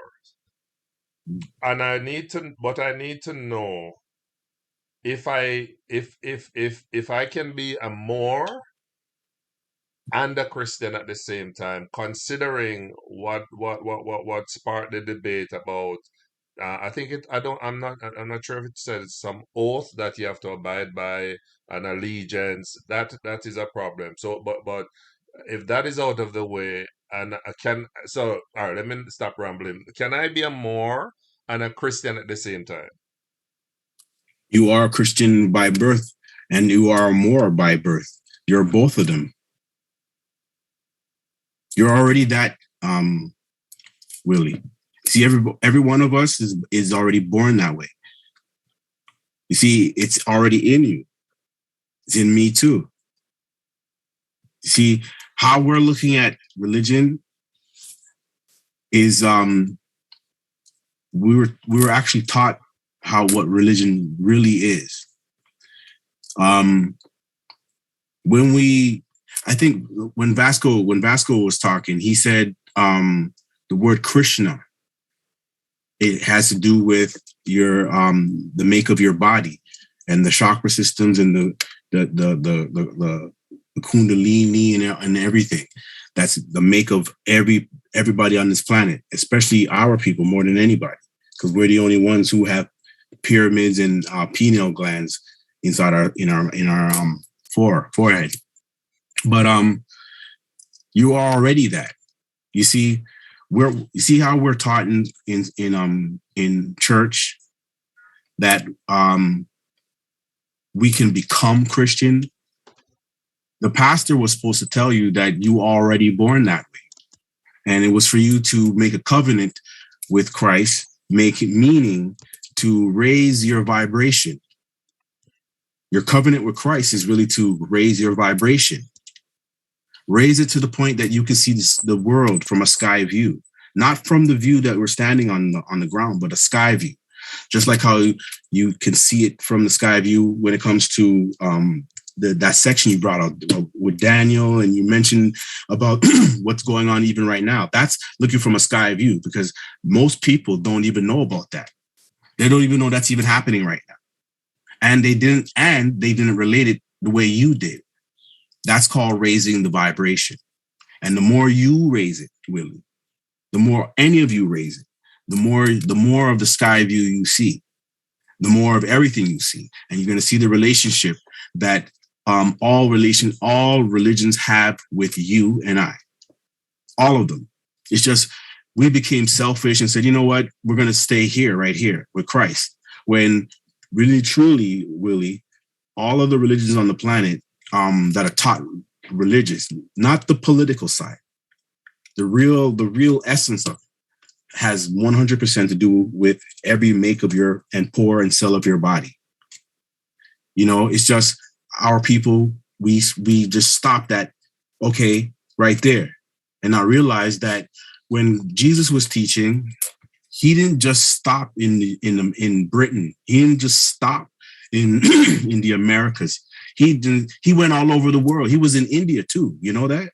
Yeah. You know, so he taught everything about how to raise your vibration, how to be like him. Because he said one of the things I remember him that I read talking him saying that what I am, you are. That stuck out in my mind so much, because he's saying what I am, you are. And he's going around the world preaching that what I am is you are. And that's to raise that consciousness, to raise that vibration that these people on the planet have been dumbing down for so many generations. You know, why you think do they put things in the air? Not to make the air fresh, well, to intoxicate the people. So they're dumbed down and craziness happens. Why do you think they contaminate the food? And people will say, hey, the food is contaminated. And why do you think they're doing that? Not to give you health, but to you in a state of mind where you don't vibrate high enough. You get what I'm saying? In the 70s, when we woke up in the 70s, boy, man, we went to Afros. We realized that, we're from Africa. And we started waking up. You get what I'm saying to you? And every so often, every generation, they put them to sleep. Like right now, the generations are waking up a little bit more, but 10 years ago, nope. Everybody was sleeping. You know, most people were sleeping. Today, it's just like the 70s, where we're waking up again going, wait a second, there's a problem. That vibration, it needs to be risen. And that's what's been taught in all religions when you study it, especially in Christianity. That's why I say to you, you are already that. You see, they make art about you too. You ever seen that art with Jesus, and he has the halo around his, or that like he's bright, right? That was a representation that you can do the same as him, and you're supposed to, because he said to you that what I am, you are. That should strike the question of wait a second. Okay, that means wait a second. I should be able to come back alive again, because when they so-called killed Jesus when Rome had him, didn't he get up out of that? That means you can do the same thing, but you have to figure out how that is. How did he do that? If I am the same as him, you get what I mean? And he left us something, whether it's the Bible, whether it's the Quran, or any of these books, to make sure that you get there. Buddhists, they study this and they call it chi. They know about the chi energy. They know the crystals. That's what Vasco said. He said crystals, which is the chi energy. That same halo that you see in that art, where you see Jesus is with the halo. That's chi energy, and that's something that's known around the world, but not explored enough in our own people, because we're too busy being busy and not realizing our true potentials. Remember the other time we were talking, I said to you, we were not born to come here and work and do all these kind of things, but really use what we are as what we're made to do in nature, right? When you study that, you're going to find out that a lot of the things that we are supposed to do in nature, they make cartoons and hero comics out of it, and make you look at those comics like, that's for kids. I'm not really into comics. I'm just gonna read my Bible some more, not realizing that even the comics are telling you who you are on a full scale. But you're looking at it as, well, that's why a cartoon that nobody can fly, which I've never seen nobody fly. Not even Cameron can fly. You get what I mean? But not that's where we're supposed to evolve to. We're supposed to evolve to that. We're not supposed to evolve to paying bills. We're supposed to evolve to something higher. That one of the things I've read, Willie, is that and I study, is that once upon a time on this planet, anything that you wanted would appear. You had enough power in you, and you were up on a very high vibration, that anything you said would show up. So let's say I want a candy cane. Poof, candy cane. That's the kind of power that we have, and they don't want us to continue evolving in that manner.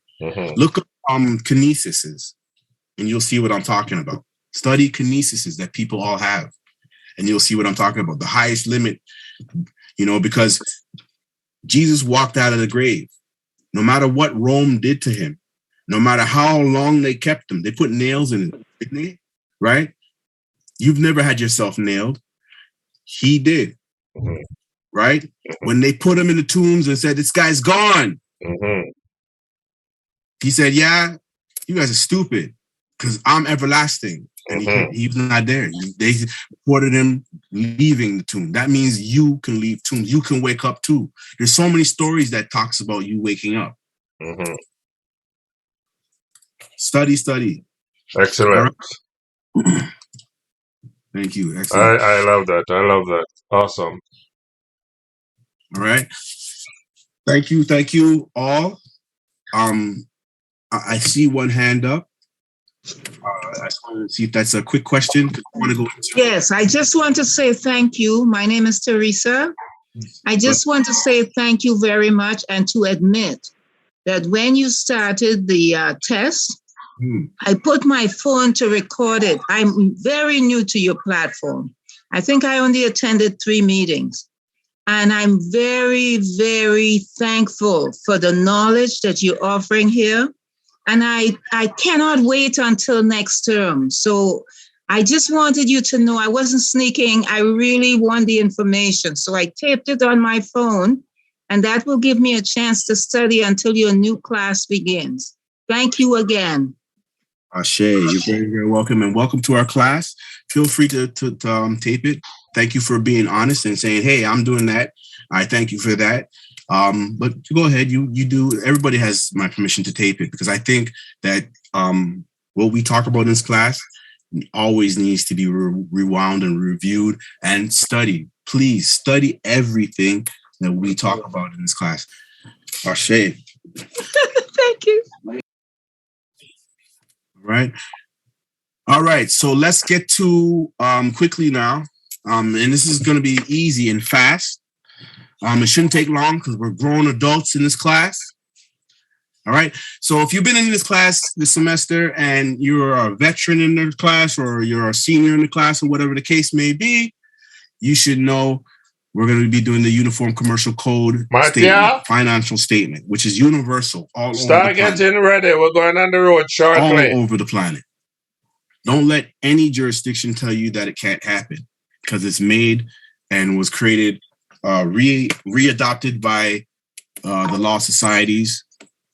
And the law societies is the ones that are running the world. I don't know if you ever took notice to that. That they become lawyers first. I'm going to pick up 2 jobs. You do whatever. St. Catherine and you get appointed, you become the judge. Right? Tell sure that she can get ready if she rule the world. You need the cart? And they're helping corporations it's already and hiding behind corporations to do that ruling. What are a jack?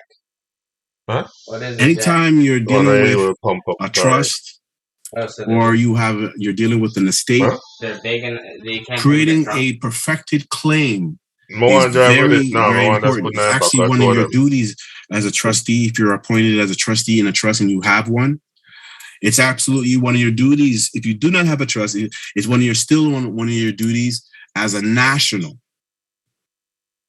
Once you claim your nationality, you've heard everybody here say what it really is. What part of it is of claiming your nationality is separating you from the estate. You're not abandoning the estate. You're just letting it known, or let it be known, that I'm the real person and not the puppet that Geppetto made. You're not Pinocchio. There's a difference. Most people didn't know that, and most of our people didn't know that. That's what happened in law. And we're talking about law, not spirituality, but law. All right? In a trust, especially a revocable trust, the assets in the trust should have all a perfected claim put to them. Perfected claim is what? What's our motto that we say about claims? That's a perfected claim. What is our motto about claims, people? What's the claim? A lien is a claim, but a claim is something. Oh no. Say it. It's the other way around. Yep, say it proper. Go ahead. Yeah. The lien is not a claim, but a claim is a lien. It's the other way around, but yes, it's the other way around. But the lien is the claim. Is the claim, and the claim is not a lien. Right? Yeah. Right? They go together. That's a perfected claim. And that should be on record inside of a trust indenture, or on record for the estate if you don't have a trust. Right? Thank you, James. All right. Excellent. All right.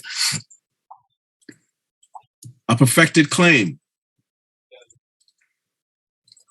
As trustees, one of your jobs or duties as a manager for a trust is to always seek and create assets, with assets being perfected claims, and putting them inside of the trust. Go around the earth and perfect a claim, put inside the trust. In your neighborhood, perfect a claim, put it inside the trust, and create assets. That's how a good trust should run with complete assets in it that are monetizable. How do you do that? Around the world, just like what 2 + 2 is 4, no matter what language, what religion, a UCC1 financial statement is you staying in honor and being the creditor, managing the trust. To be a secure creditor, it's an action, the things that you're doing. To be a secure creditor is the action of creating assets, doing lean process. Doing a lean process. Securing the interest. We've read in this semester the different definitions when it comes to securing an interest. Securing the interest and creating assets. The more assets you create, the more that the trust brings value. Of course, it only makes sense, doesn't it?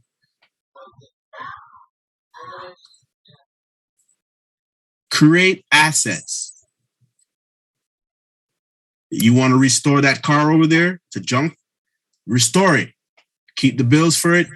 Put a lien against it. Put it inside the trust. Create assets. Because when you restore a vehicle, you can put a lien against it for maintenance and repairs and everything. And it can come up to a lot of money. When that's done, you put a lien against it. The lien can go as much as you want to, because I don't know what the price is of your energy. I don't have the right to tell you the price of your energy. Your energy is your energy. You replaced the engine of that vehicle, restored the whole vehicle. I don't know what price that is, because I'm not you. So use your discretion. Use your discretion. Now you know why art is so expensive, some art. It's like, what? You look at some art out there and it looks like a kindergarten child did it. Well, it's not because of that. It's because they put a lien against the art itself. You can think a kindergarten did it, and it looks simple as hell, but they understand what is a lien and creating it, making it an asset. All right. In the UK, from my understanding, they're calling a lien. They may say lien out there. I think they do, but sometimes it's known as a charge. Right? So you want to look up how to file a charge. What I'm going to show you is pretty basic. Pretty basic. I'm going to borrow my noble brother's example, because he's a good example. Noble Aldre has a good example for us, and I want to display it because his example is probably the most easiest and quickest way to understand it. All right. Okay. I'm going to turn your attention to your screens. And this is pretty basic. It shouldn't take us all night. And if you have any questions, I'm going to have you write them down, and we will continue this class tomorrow. This is not a rush job today, because we took up a lot of time on other issues and other subjects. You're going to get half, and then you can write down your questions, and then we can answer those questions tomorrow for our continuation of this class. All right. So if you can see on the screen right now, I don't know if it's there yet. Yes, it is.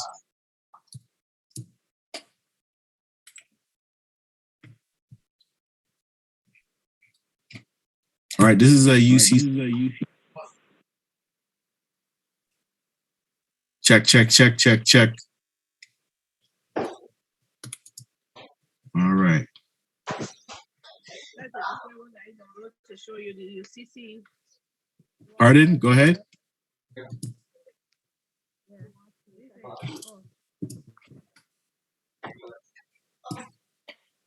Okay, everybody got to mute their phones, mute your devices. No questions. Please write down your questions. All right. No questions. No questions. Please write down your questions. All right. This form is really simple. If you have it in your archives or you have it with you, and you want to follow along, please do follow along. All right. All right. This is a UCC financial statement under the UCC 1. If you have the series of the Uniform Commercial Codes, which is the UCC, go get the series and look through it, and you'll see financial statements as UCC 1. The financial statement, or UCC 1, is a security interest. If you were here in our class during the year, we talked about security interests, and we realized the definition means liens, mortgages, or any type of things.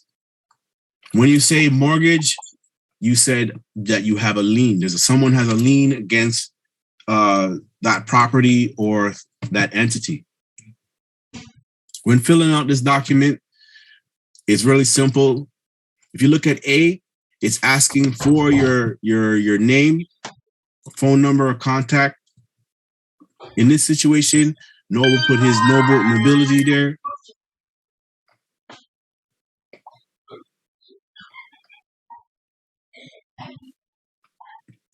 All right. This is just for an example, right? But if you're going to use or do business in your nobility, please put it in lowercase letters.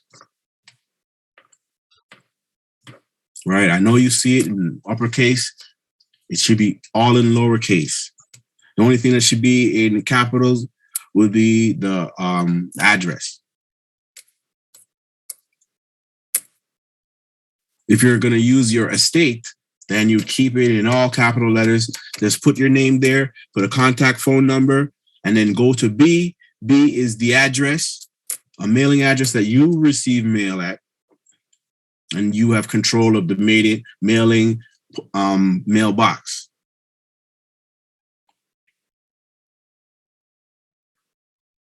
No, the estate would not be there because this is a lien coming from the trust. The noble put his national name as a contact, but the whole financial statement is going to be from a trust.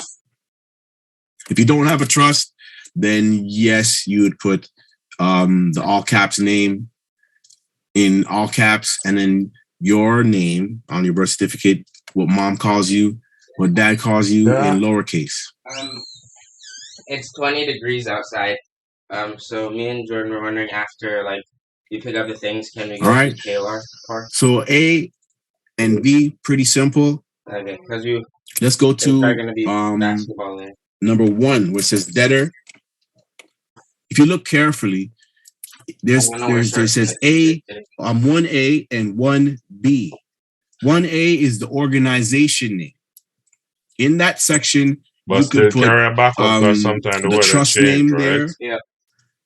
You could put a corporation name there. You could put whatever entity's name there in all capital letters. Or like you see here,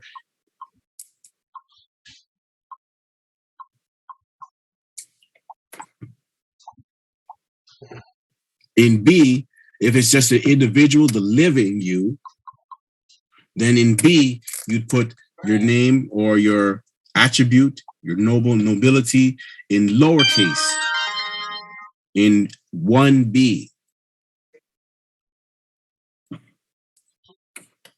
Right?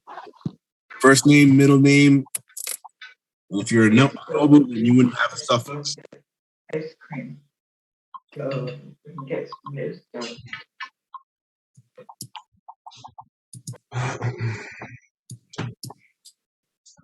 All right, now we're at 1C.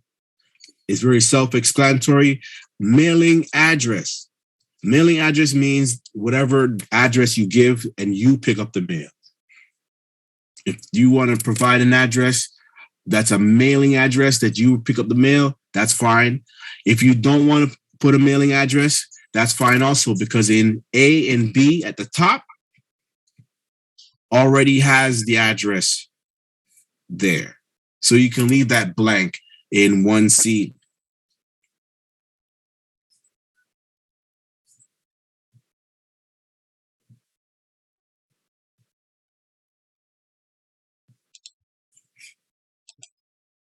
All right. Now we're at 1E. 1E. It depends on what type of lien this is. If it is a lien from the trust to a estate, you will leave 1E, put the word legal entity there.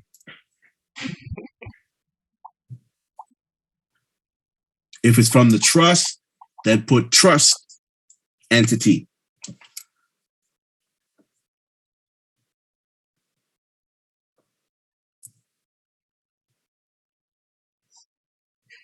Right? If it's from your nobility, then you put nobility in that section of 1E.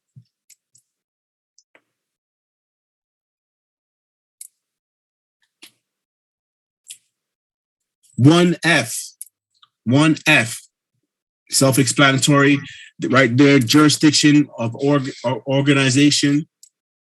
In this case, this one put Canada there. You could put Canaan land. You could put the Americas. If you're in Britain, you'd put Britain there.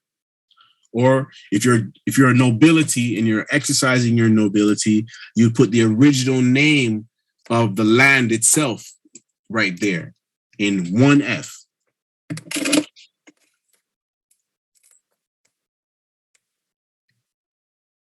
One G, I would leave blank. Right? If you want to exercise and you want to put your AA number there, if you are like I said, what am I saying?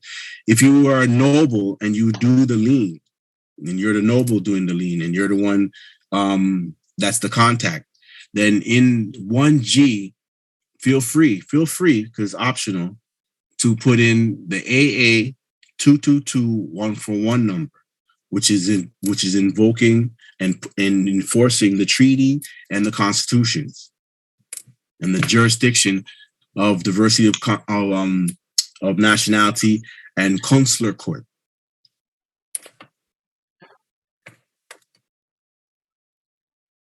All right. So that section holds one that we just did is for the debtors. For the debtors. Section 2 is for extra debtors. If there's an extra debtor and extra debtor information for like another additional debtor, then you would fill out this document the same way.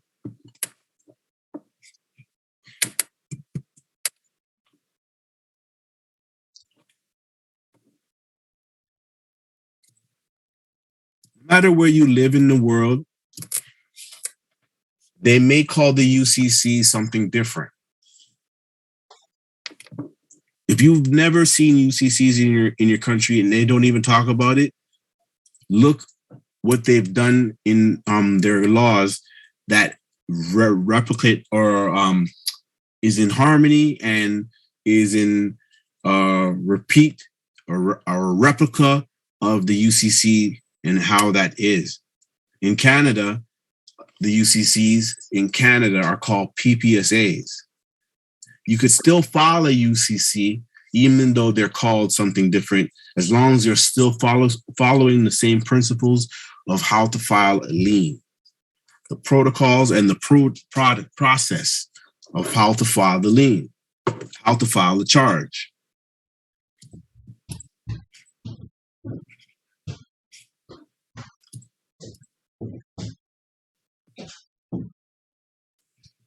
All right. Give me 1 second, having kind of a computer issue here.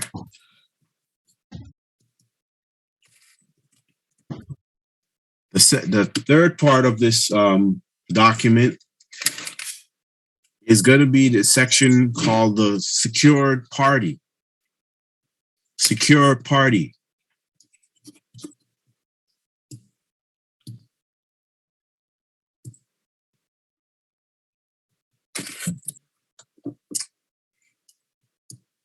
In the section for the secure party, that section would be for the trust, if you have a trust. If you're a national and you're doing it from the national nobility, then that'd be the secure. That would be the name put inside of the secured party section.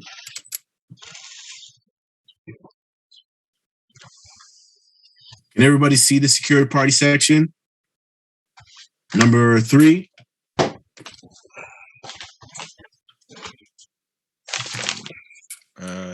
No. Oh, wait, hold on. No.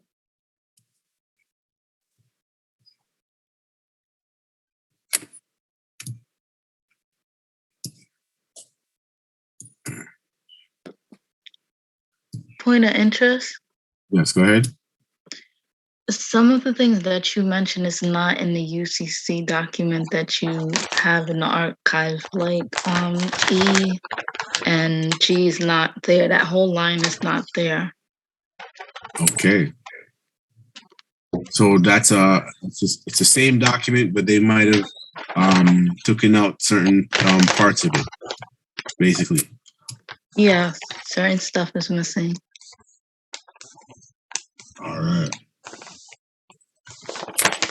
All right, excellent. That's good. That's still good. So this is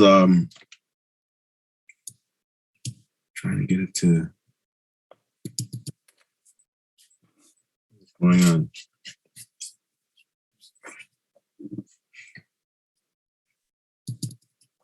Yeah, the document you have, what year did it come out?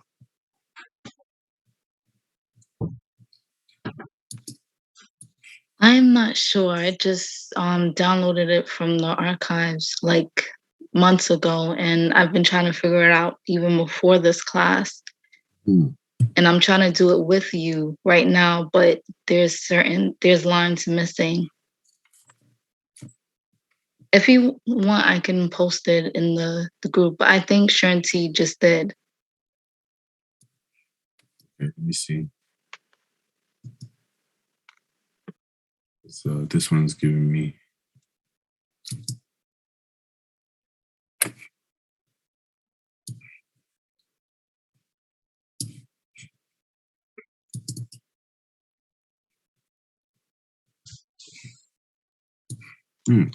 Point of interest, Cameron. Yes, go ahead. I actually work for a government organisation, and I just want to point out that we sometimes, even internally, we can change versions of documents all the time. Mm-hmm. So you may have had a version 8 3 weeks ago, and now it might be on to version 9. Yeah. So it's always wise to download the latest version off the internet,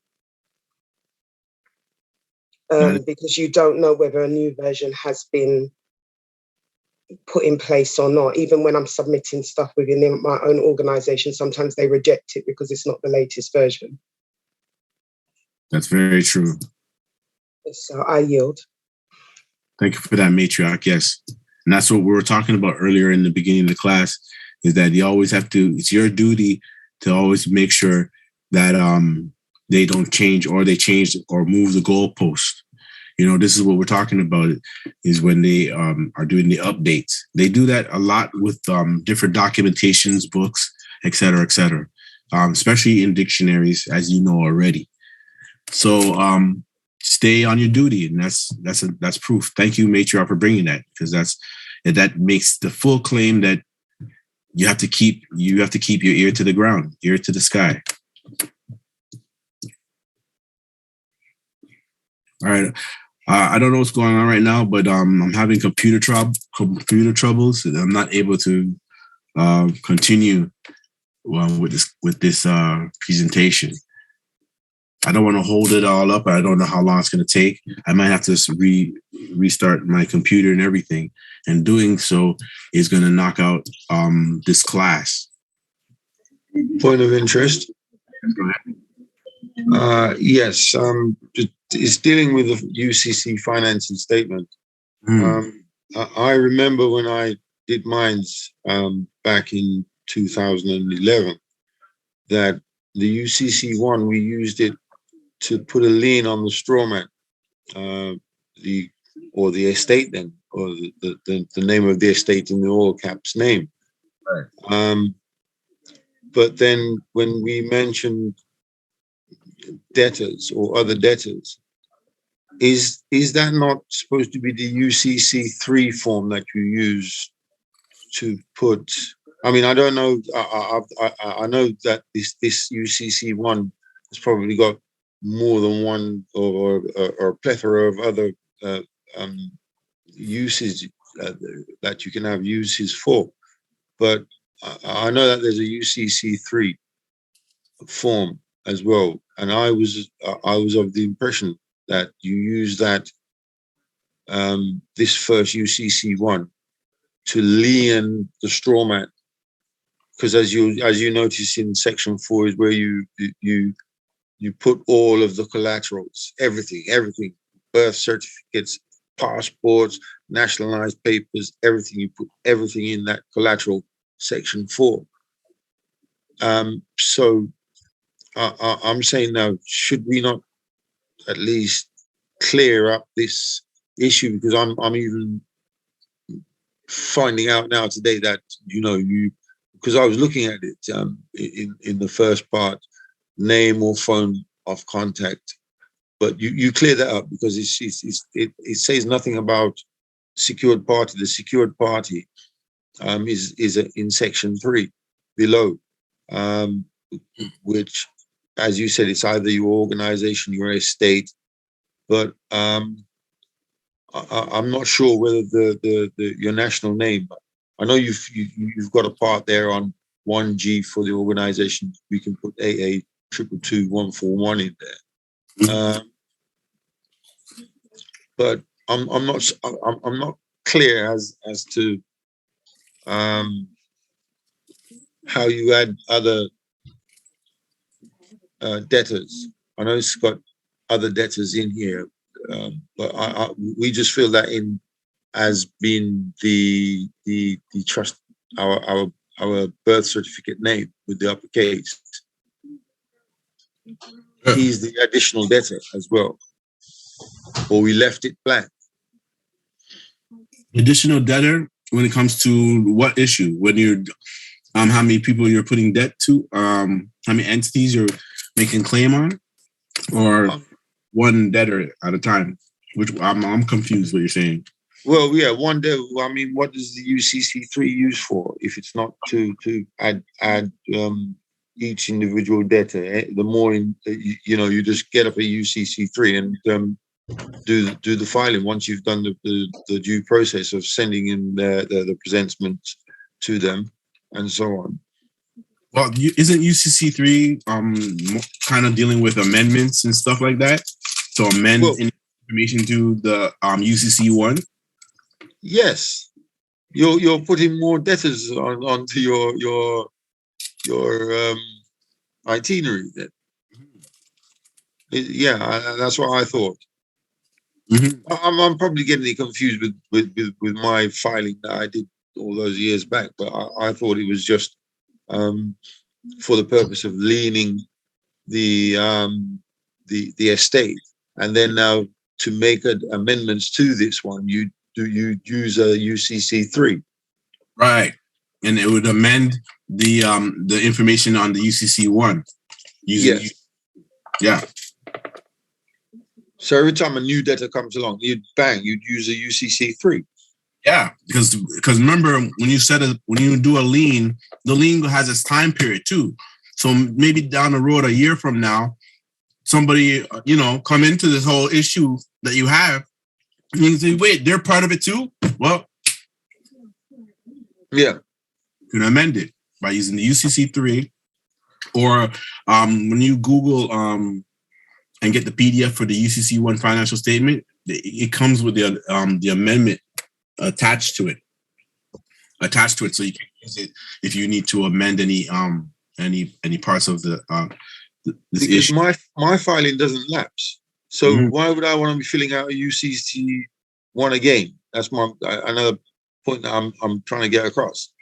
When I can use a UCC3, we should be clear how many times should we need to fill out a UCC1 then?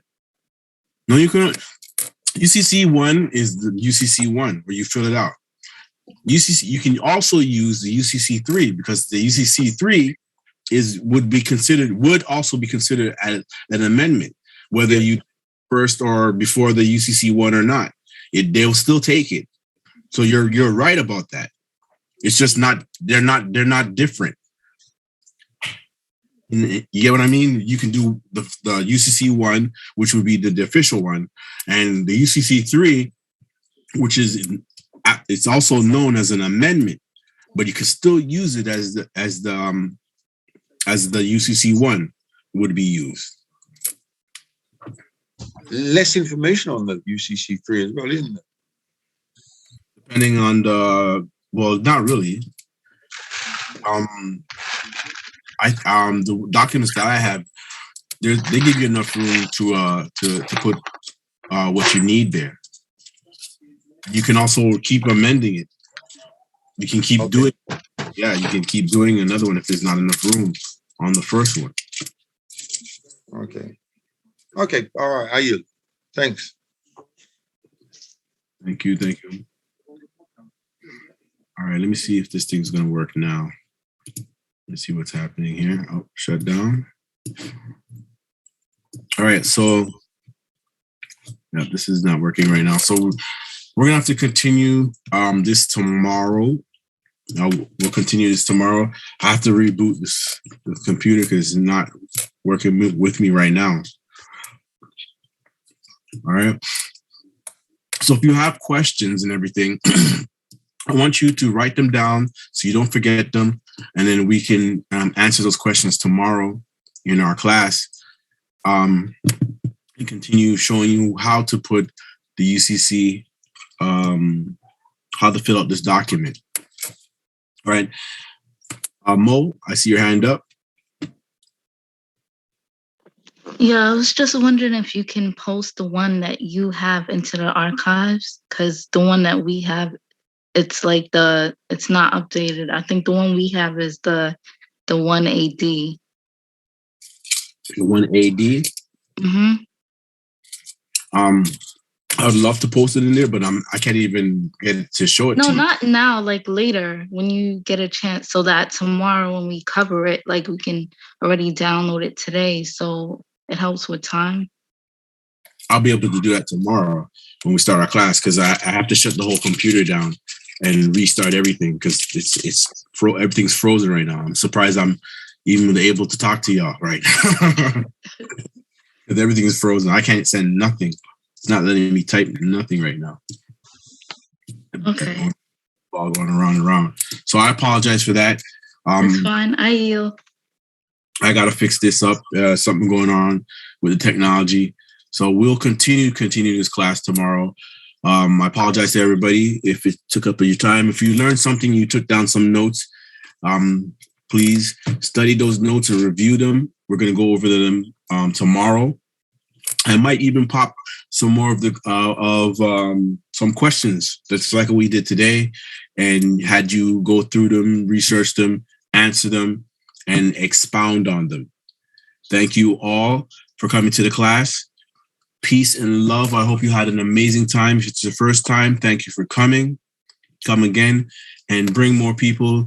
Let them know that erudition, the knowledge of it, is the light. And it's a higher vibration that we've all been looking for, whether you're a Christian, Buddhist, Muslim, it doesn't matter. The higher vibration is what you've always been searching for. Thank you again for your support, for coming to this class, and we'll do this again. Peace and love to everybody. Grand rising to you all. Keep learning, keep learning, keep learning, keep studying, keep studying. When there's nothing left to study, study who you are metaphysically.